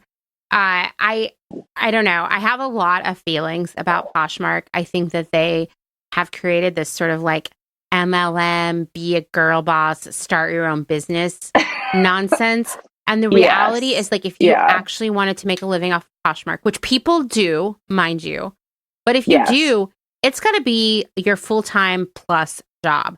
Like, you have to be doing it 40, 50, 60 hours a week. You got to be hustling like crazy. You might need to hire someone to help you. You're certainly not going to, as all the MLMs would sell this conceit that, like, you could work part-time and be with your kids and make $100,000 a year. Like, that's just not going to happen. It's not going to happen selling LuLaRoe, and it's not going to happen on Poshmark. And I think that that's been where a lot of their messaging has been for quite a while. And that's a complaint I have with Poshmark, because I think they sell an illusion. But I also think that they don't necessarily create a safe space for customers or sellers, even though, like, there are things there that would give you the illusion that they are, that, like, oh, well, you can't get messages from sellers, or buyers even, so that protects you. And it's like, not really, because I see people going wild in the comments sections on product listings. It is so funny sometimes. It is like, so it is funny. A mess. Yeah, it is a mess. It is a mess. Well, do you have any final thoughts about the secondhand landscape? Anything else you just want people to keep in mind? I love secondhand shopping, and I love the fact that we have these platforms. It's kind of funny because, like, on one hand, I do criticize their performance, like, you know, of specific ones like the RealReal, but I think I wish that the law were somehow more flexible and hospitable to companies that want to try and provide consumer peace of mind regarding these secondhand goods, because I think that allowing companies that don't take possession of goods to flourish, I actually think that that itself is bad for the consumer. And I think that we're kind of stuck in, like, this no man's land right now, where the landscape has really evolved, but the law kind of hasn't. And, you know, I don't know what that would look like. You know, I don't know if that would be a complete overhaul of, like, trademark law or something. But I do think that there is kind of a tension in the market that we're seeing, where there's a demand for the RealReal. I mean, people want this type of service. They want a better peace of mind. And, you know, we criticize the RealReal a lot, but, you know, there are things that they authenticate, and they are selling real goods that have passed through, you know, authenticators' hands, and it has gone well. And I'm sure a lot of cases. And that's something good that I think we should encourage, and is something the market clearly wants. But legally, I think that it is such huge liability that I feel like the way the law is, it doesn't even allow it to happen. Do you know what I mean? Yeah. Yeah. No, I agree. I think we're in the early stages. Like, we're going to look back. I mean, I kind of feel like we're still in the early stages of the internet, though. So I don't know. I think that these are all, like, internet. Like, the internet is a great example of something that, like, really grew in a massive way in our lifetimes. And, like, nobody who created laws, like, 50 years ago, much less 200 years ago, could understand how that worked, like, or how that would work, right? And so I think this is like another one where it's things are going to go wrong before they go right. Yeah, like, a lot of judges will talk about, like, in this type of sphere, the issue of consumer confusion and consumer sophistication. And I just think it's really funny because, I mean, I feel like judges would have to evaluate how sophisticated are shoppers of places like the RealReal. But ironically, I question how sophisticated a judge would be, him or herself, regarding these types of platforms. Do you know what I mean? Yeah, I think that's a really great call out, because, you know, you'd want to, in an ideal world, all judges are shopping from the RealReal and Poshmark and whatnot, because we're all adopting a secondhand first way of life. But you and I know that is not true. And if you can't get out there and have the experience to understand why it's hard, right? Then you're not going to be able to make a ruling on it. That I don't know. I mean, I think that's a really great call out. Not only is it new, but secondhand shopping seemed to blow up really, really fast, like, online. Like, it just seemed like, people were buying stuff on eBay forever, right? eBay's been around forever. In my mind, like, my entire adult life and my teenage years, like, eBay is like the grandpa of this all. Yeah. But, like, all of these Yeah. other like secondhand clothing focused platforms, secondhand shoes, purses, etc. Like Poshmark was Mm-hmm. like kind of around and Depop was kind of around, but like in a small way. And then Oh, 2020, it was so small. right? It was like I barely knew anyone who used either of those platforms. Then 2020 came and suddenly like your mom's on there selling stuff or buying stuff, like it really picked Yes. up really fast. And I would assume it was probably a really exhilarating time to work for these platforms at first. And now it's probably really stressful. Mm-hmm. I would assume Oh, that for demand sure. is outpacing resources at this point. And now the problem too is like there's all this competition from Yeah. like other platforms, and I don't know who is profitable, to be honest with you, but like guess what, the space is still getting more crowded, so it's going to get even harder. I know. And that, something I think about in terms of that is really the way, if you're going to run one of those platforms and it's peer to peer, the way you're going to Yeah. be the biggest and the most successful is by giving the best deal to the sellers. But I think a lot of them, because I see Etsy doing Mm, this, they err on the side of giving the best deal to the shoppers. And so people gradually take their product away from there. So I don't know. It'll yeah. be interesting to see what happens. I mean, I don't want it to go away. Like I rely I on know. it. I agree. I know. Yeah. Like if the real like I don't know ended like next week, I'd be pretty bummed. Like I've got some really great shoes from there. Yeah. Yeah. No, I mean, that's what I'm saying. Like, I think that, secondhand shopping IRL is time consuming. And this allows people to Yeah. shop secondhand just as conveniently who would normally just go buy something brand new. Maybe in the case of RealReal, people aren't out Exactly. there like buying a ton of Chanel bags, although they probably are. But like when I look at places Yeah. like ThredUp or Depop or Poshmark, especially Poshmark, which seems to have the most like brand focused assortment, like people would Yeah. just as easily go buy a pair of brand new jeans from like Madewell, but they can just go search for them on Poshmark and get them just as conveniently. And I don't want that to go away. I just want it to be a more fair transaction for everyone involved. Yeah, I agree with you. And I think it's interesting because you come at that from like the platform perspective where, you've worked in that industry. Hmm. And it's funny because I have the same exact opinion and I just come at that from a more of a legal perspective where I wish that there were a little bit more leeway to like try and improve the industry by taking possession. Yeah. Yeah. No, I mean, I can see many positive attributes to it, which is, I mean, the biggest one being that it does protect the buyer in so many ways. But I can also see why places are like, yeah, no way. I'm not doing that. It's too risky, too expensive, too Oh, it's unpredictable. so risky. Yeah. Yeah. So I understand that Yeah, too. like the Chanel litigation is still ongoing. So I do not know what will happen. I do not know how long it'll take with all litigation. I think it'll take forever. But Yeah. yeah, I don't know what's going to happen with it. My piece was published. I want to say it was like last year with Fordham. And it's still chugging along. Where I don't know where it's going to end up. I mean, this could be in the best case scenario, it's something that really just paralyzes the real for a long time. It makes it harder for them to get money, makes it harder to feel confident in what they're selling. It can be a bad PR look for customers who are like, how do I know I'm getting a fake? Can ruin their reputation. Yeah. I mean, once again, their UVP is that they're authenticating everything. That's if this Hmm. chips a hole in that, right? And then furthermore, it could motivate other. I mean, I guarantee other designer brands have bought stuff from the RealReal in an attempt to catch them. I would almost guarantee it. More I companies would are love thinking to be about a it. fly on that wall, I though. know, me too. Also, it sounds kind of like a fun Oh my project. gosh. Right? Yeah, I'm so curious. Like I would kill to know. I mean, I think if I'm remembering correctly, that is what Chanel did. yeah. They bought bags. Um yeah, I would kill to like know that. But the article you talked about from Forbes, I pulled it up. It's by Richard Kestenbaum and it's called "The Real Real Sold Me a $36 $600 fake.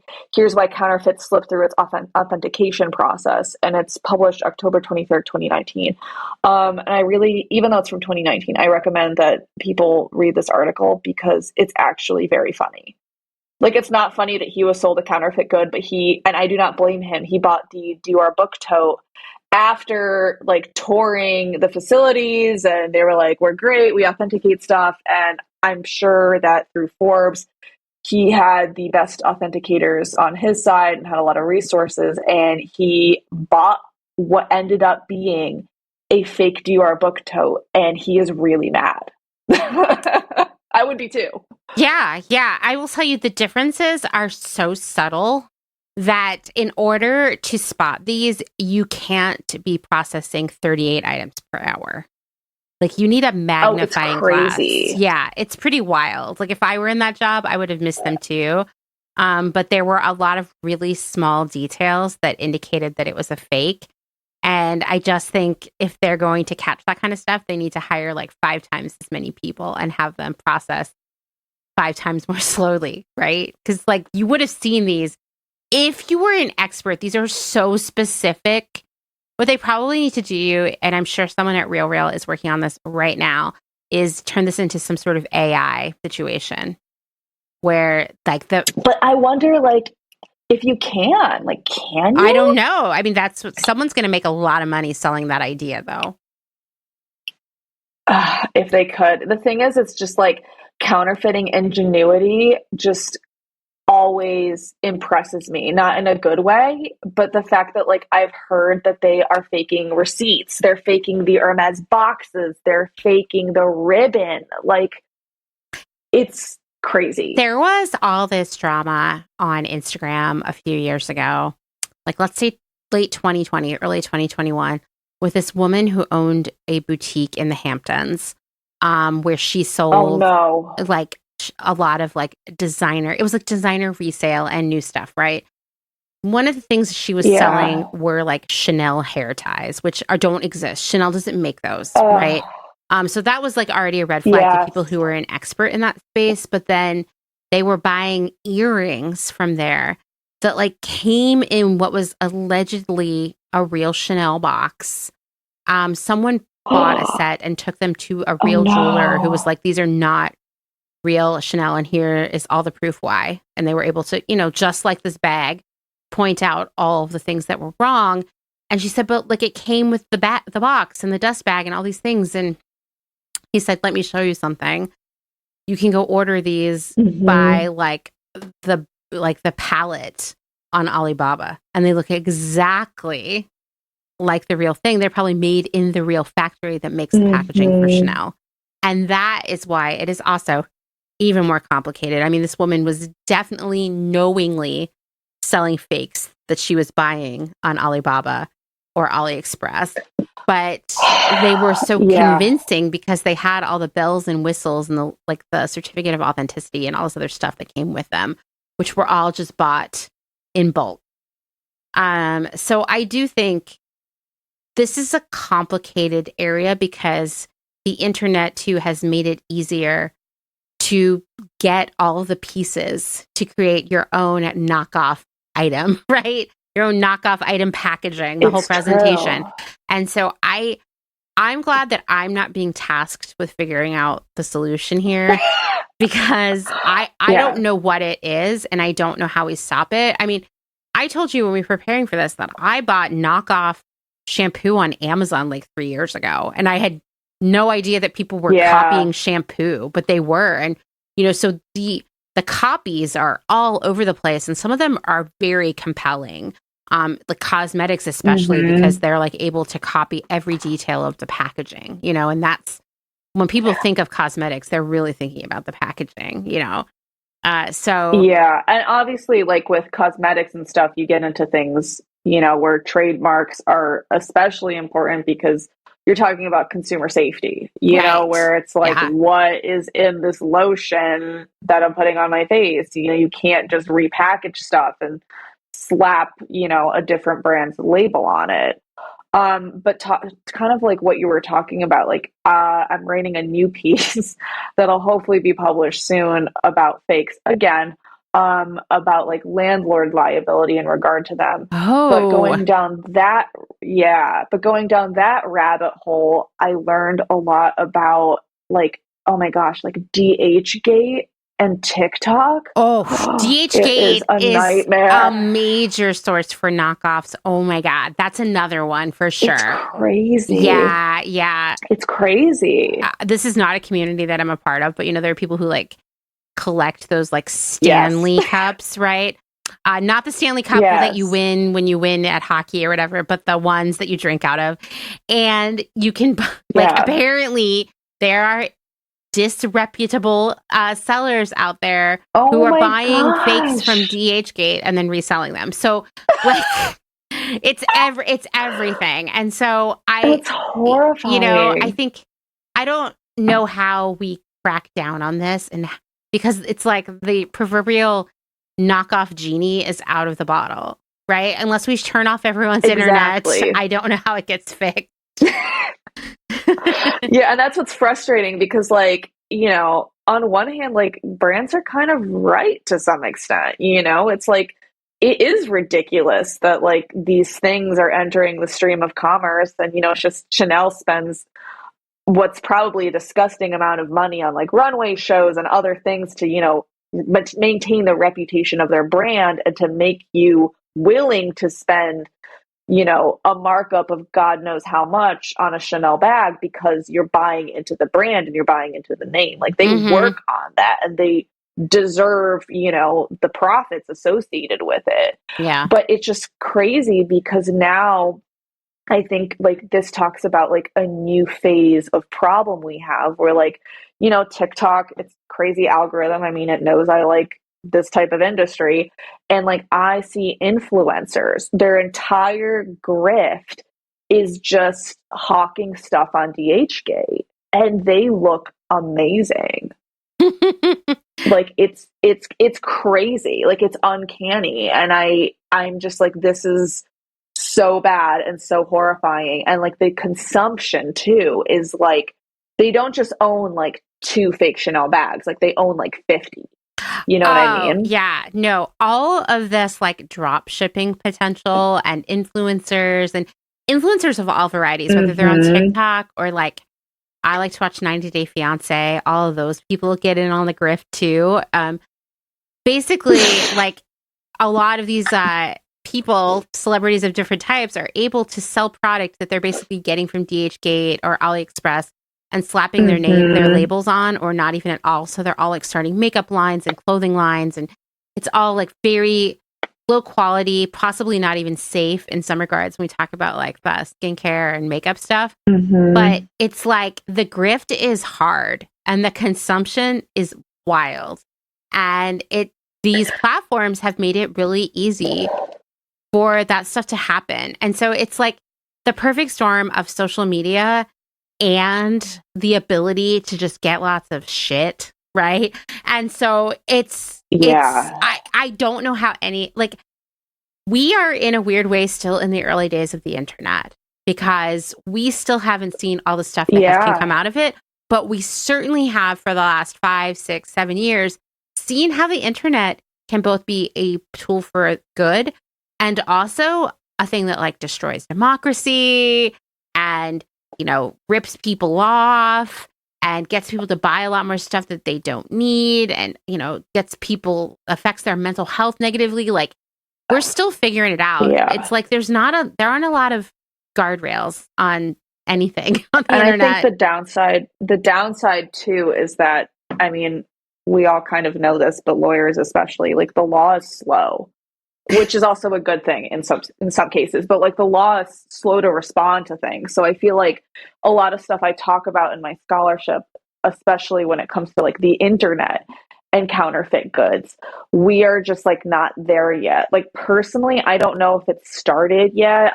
I'm definitely going to keep an eye on it, but I'm curious about influencers being liable for peddling DHgate fines, as they like to put it, like DHgate fines, because they are essentially acting as a middleman Mm-hmm. and they are profiting because they get to like, I don't know like which platforms they're able to use to kind of, like when influencers like get a commission. Mm-hmm.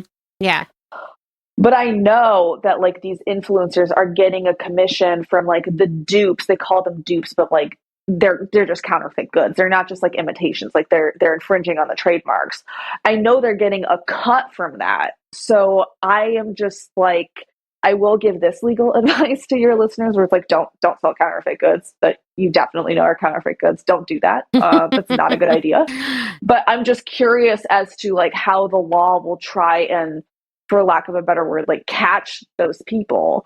Because like, I know we talked about the fact that like the internet, when we think about it, is so new, but like something I did recently that I loved was I looked up old legal scholarship about, you're going to laugh, about LimeWire. Oh my gosh. That's a deep cut. Yeah. We're like, yeah, you get lawyers back in the day, like writing this law review article about how like LimeWire is going to destroy everything. And, they didn't predict Spotify and all this other stuff. But like this issue of influencers skimming off the top from sales of counterfeit goods, it does make me think like, that's kind of like the future. Like, what are we going to do with that? Because I just feel like the hammer is going to come down eventually. And I don't know what that's going to look like. But like with LimeWire, it was like, how are we going to find these people? Like, how are we going to hold them liable? And there's still like that similar question with like the influencers, although I think it's much easier than ever to be able to, theoretically like find these people. But like it's like whack-a-mole, like their account is banned and like they pop back up and they're still hawking these goods and they're still skimming off the top. And like these influencers get really big, which is actually really surprising.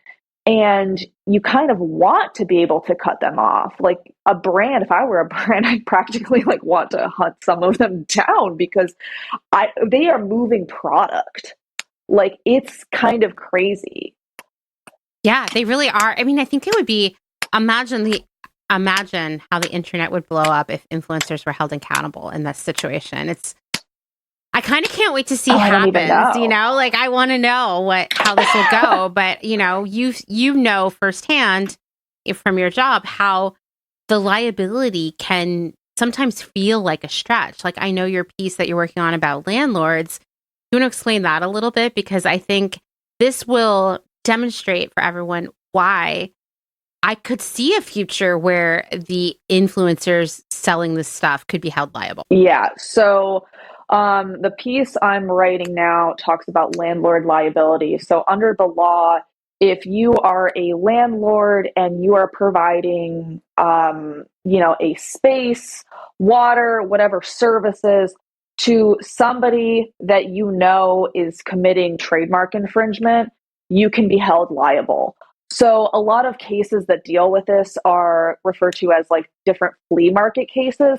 So like literal flea markets in which, for example, like there's a landlord that like would run a flea market and like they knew that counterfeit goods were being sold. You know what I mean? Right. Like really like sketchy, like open air stuff. And that's like, okay, of course that landlord should be held liable. And there's like previous police raids, like they know 100%. Right. But the problem is legally the standard is knew or should have known.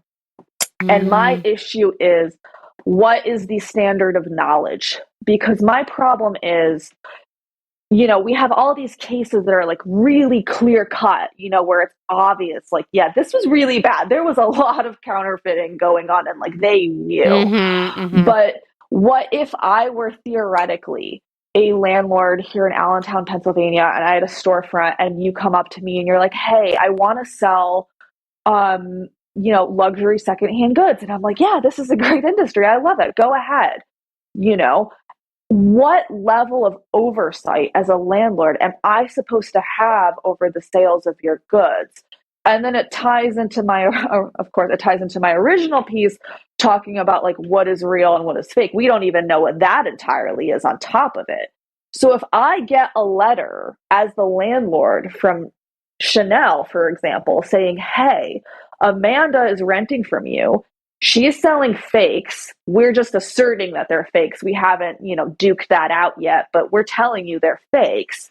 And guess what? You can be held liable for that. As a landlord, I would flip. Like, I would probably kick you out. Yeah. You know what I mean? But you could be selling real goods the whole time. I don't know. But the risk for me is so great. And the problem is we don't entirely know what that standard is, because all of the case law, in my opinion, is just like really over the top cases of like open air flea market, just like craziness. Right. But with secondhand luxury goods, I mean, of course, if I were, a particularly litigious luxury brand, I'd love to be able to shut that down with like a letter. You know what I mean? Yeah. I mean, this could have all kinds of ripple effects for businesses and just individuals who are selling stuff.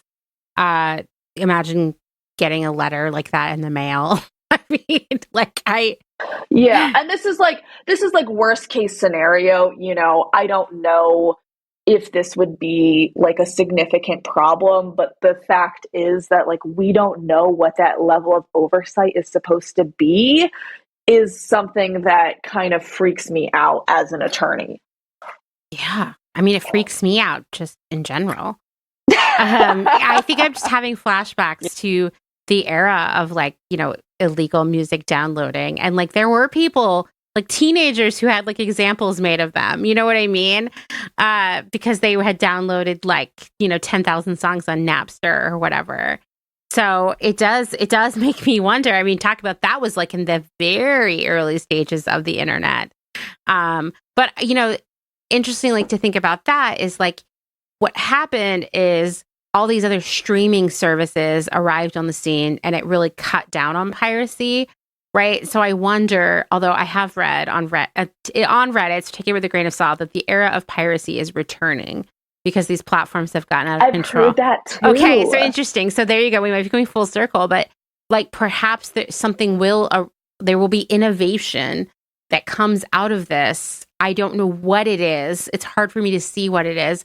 Maybe it is someone who designs AI that very accurately can determine whether something is counterfeit or not. I think that only works if they're getting a lot of collaboration and cooperation from the luxury brands themselves. But maybe that is what prevents that. I don't know. I mean, I think I don't want to be like, oh, technology solves problems, because clearly the streaming platforms then outstayed their welcome and now everybody's back to piracy, or allegedly. But it will be interesting to see what happens. My theory with the piracy is the fact that like people really underestimate the fact that people in general want to follow the law. I really believe that. I think so too. And I think that piracy kind of, well, back in the day, as we knew it, kind of ended because Spotify, just for example, just using Spotify, was convenient. It was like, finally, you could actually have all your music in one place. It's actually organized. It's not going to nuke your family computer with a random virus. It's easy to use. And yes, it costs a little bit a month. But you know what? People wanted that. They were able to do this legally. It's a small monthly fee when you think about an unlimited library of music. And I think that's what this is my own theory, what kind of like stamped that out. And I think people are talking about piracy returning because it stopped being convenient again. Where now everything's splintered on a million so much, platforms. Julie. This was so much fun. What a great way to end my day. Honestly, it's easier for me to just Google it than to go within like 3 different streaming I do that platforms all the time. So they made it difficult. Yeah, like they made it difficult again. And that's why people are like, this is annoying. Maybe I want to go back to like piracy. But people, in my opinion, don't want to automatically make that their first choice. Like Spotify offered something better and it was worth that. And you weren't breaking the law, which was a nice little perk. So I feel like platforms like the RealReal, I mean, people want convenience. They are willing to pay a premium for convenience. Like the price of stuff on the RealReal, like you can get some really good deals, undeniably. But like overall, I found it to be on the higher side compared to if you decided to like really aggressively use like Poshmark. I agree. Yeah. But I but like you are paying for a certain convenience where it's like the pictures are better and there is customer service. And you know what? I think that they're at least trying to authenticate the thing I'm trying to buy. And you know, and like people use it for that reason. You know what I mean? Totally. I agree. And I think that's why it's really important that they don't lose their credibility and the authenticity space. So interesting to see what happens. We might have to have you back in like 6 months for an update about what's going on out there. I might be like, yeah, I still don't know. And then we'll be like, every okay, 6 months, the just end. call me back, and I'll be like, I'm not sure. But it, like I said, I think the health of these companies is something that concerns me. And I think in general, it is good practice for whatever company you use to thoroughly read their terms and conditions before you choose to send in your goods. And you might read them and you might be like, you know what, I'm fine with that. But these terms and conditions, they're actually not like insanely long. Like I think a layperson can get through it. I think it's important. You can look at the headers you want to look at. I really do think that like we can all do it. You don't need to give it to your attorney or anything. But I think it's really, I think it's like really important because we actually don't think about it. Like it's supposed to be this really frictionless process, and we just send this stuff off. And I didn't even think about it, except ThredUp's had my bag for like 5 months. And I finally was like, wait, where is it? Because I don't know. Right. That's a good point too. Yeah, that's actually like the only reason this, I'm kind of like embarrassing myself here, but that's like the only reason I actually looked it up. And it's when I looked it up that I wondered, wait, what would happen if this company goes under? And that's when I wrote my little piece for the fashion law about it, because I couldn't find any information about it. Like nobody wrote about what would happen, and I didn't know. Yeah. So interesting. It's because nobody knows, but it's not going to be good. I'll tell you that. I mean, I just picture people flooding into the warehouses and grabbing what they can and running away, but that's probably way too dramatic. But perhaps if they made a film version of it. Like that's But we did talk about that though when you called me, because the only example I could really find that's like the most applicable is when Second Time Around, which was a chain of physical consignment stores, went bankrupt.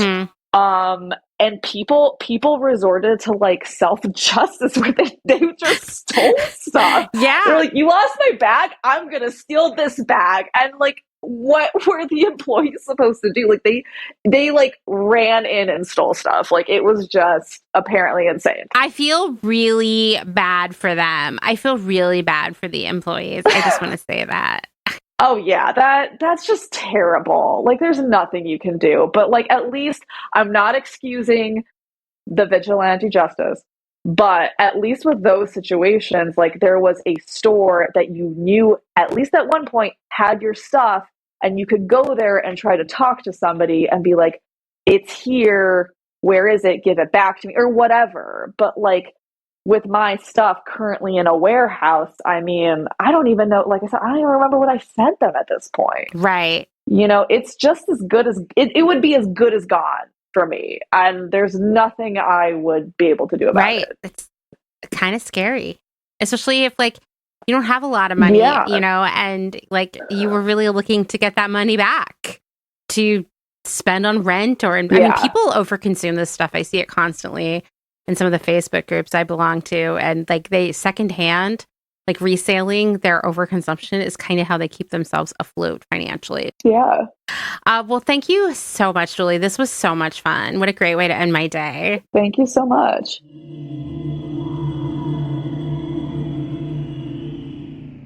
Thanks to Julie for spending 2 hours talking to me about this. It was such a delight, so super educational, so enlightening for me.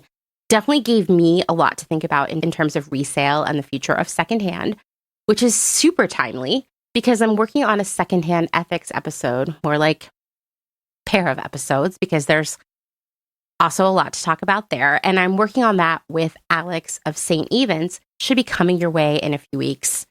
It's going to be a really intense pair of episodes. In the meantime, I'm going to share Julie's articles with you in the show notes. And, don't be intimidated because she writes in a very approachable and accessible way. Go give them a read. I'll also be sharing some other follow-up reading as well because all of the business and law involved in secondhand shopping online is fascinating to me. So go check it out. I know you're going to enjoy it as much as I do. That's all I have for this week. I'm going to go now and put a hot compress on my forehead and do some eustachian tube massages. Gotta love them. It's a real thrill ride over here at Clotheshorse World headquarters in Austin, Texas. So I'll see you all next week. Thanks for listening to another episode of Clotheshorse. Written, researched, edited, hosted, all the things by me, Amanda Lee McCarty. If you liked what you're hearing, you can leave a rating or even a review on Apple Podcasts. But most importantly, please tell your friends. That's what Clotheshorse is built upon, right? People telling friends and growing this community. If you'd like to support my work financially, you can learn more at patreon.com/clothehorsepodcast. I'd also just like to remind you that if you can't get enough of my mesmerizing voice, or as my friend Kim calls it, my sexy baby voice, you can also listen to my other podcast, The Department, which I co-host with Kim. We talk about trends and how they affect the world around us. Fashion trends, food trends, social media trends, you name it, we talk about it. I'll share the link to The Department in our show notes, and you can also follow The Department on Instagram at _the_department. I know, rolls right off the tongue. And lastly, but not leastly, thank you to Dustin Travis White for our music and audio support. Bye.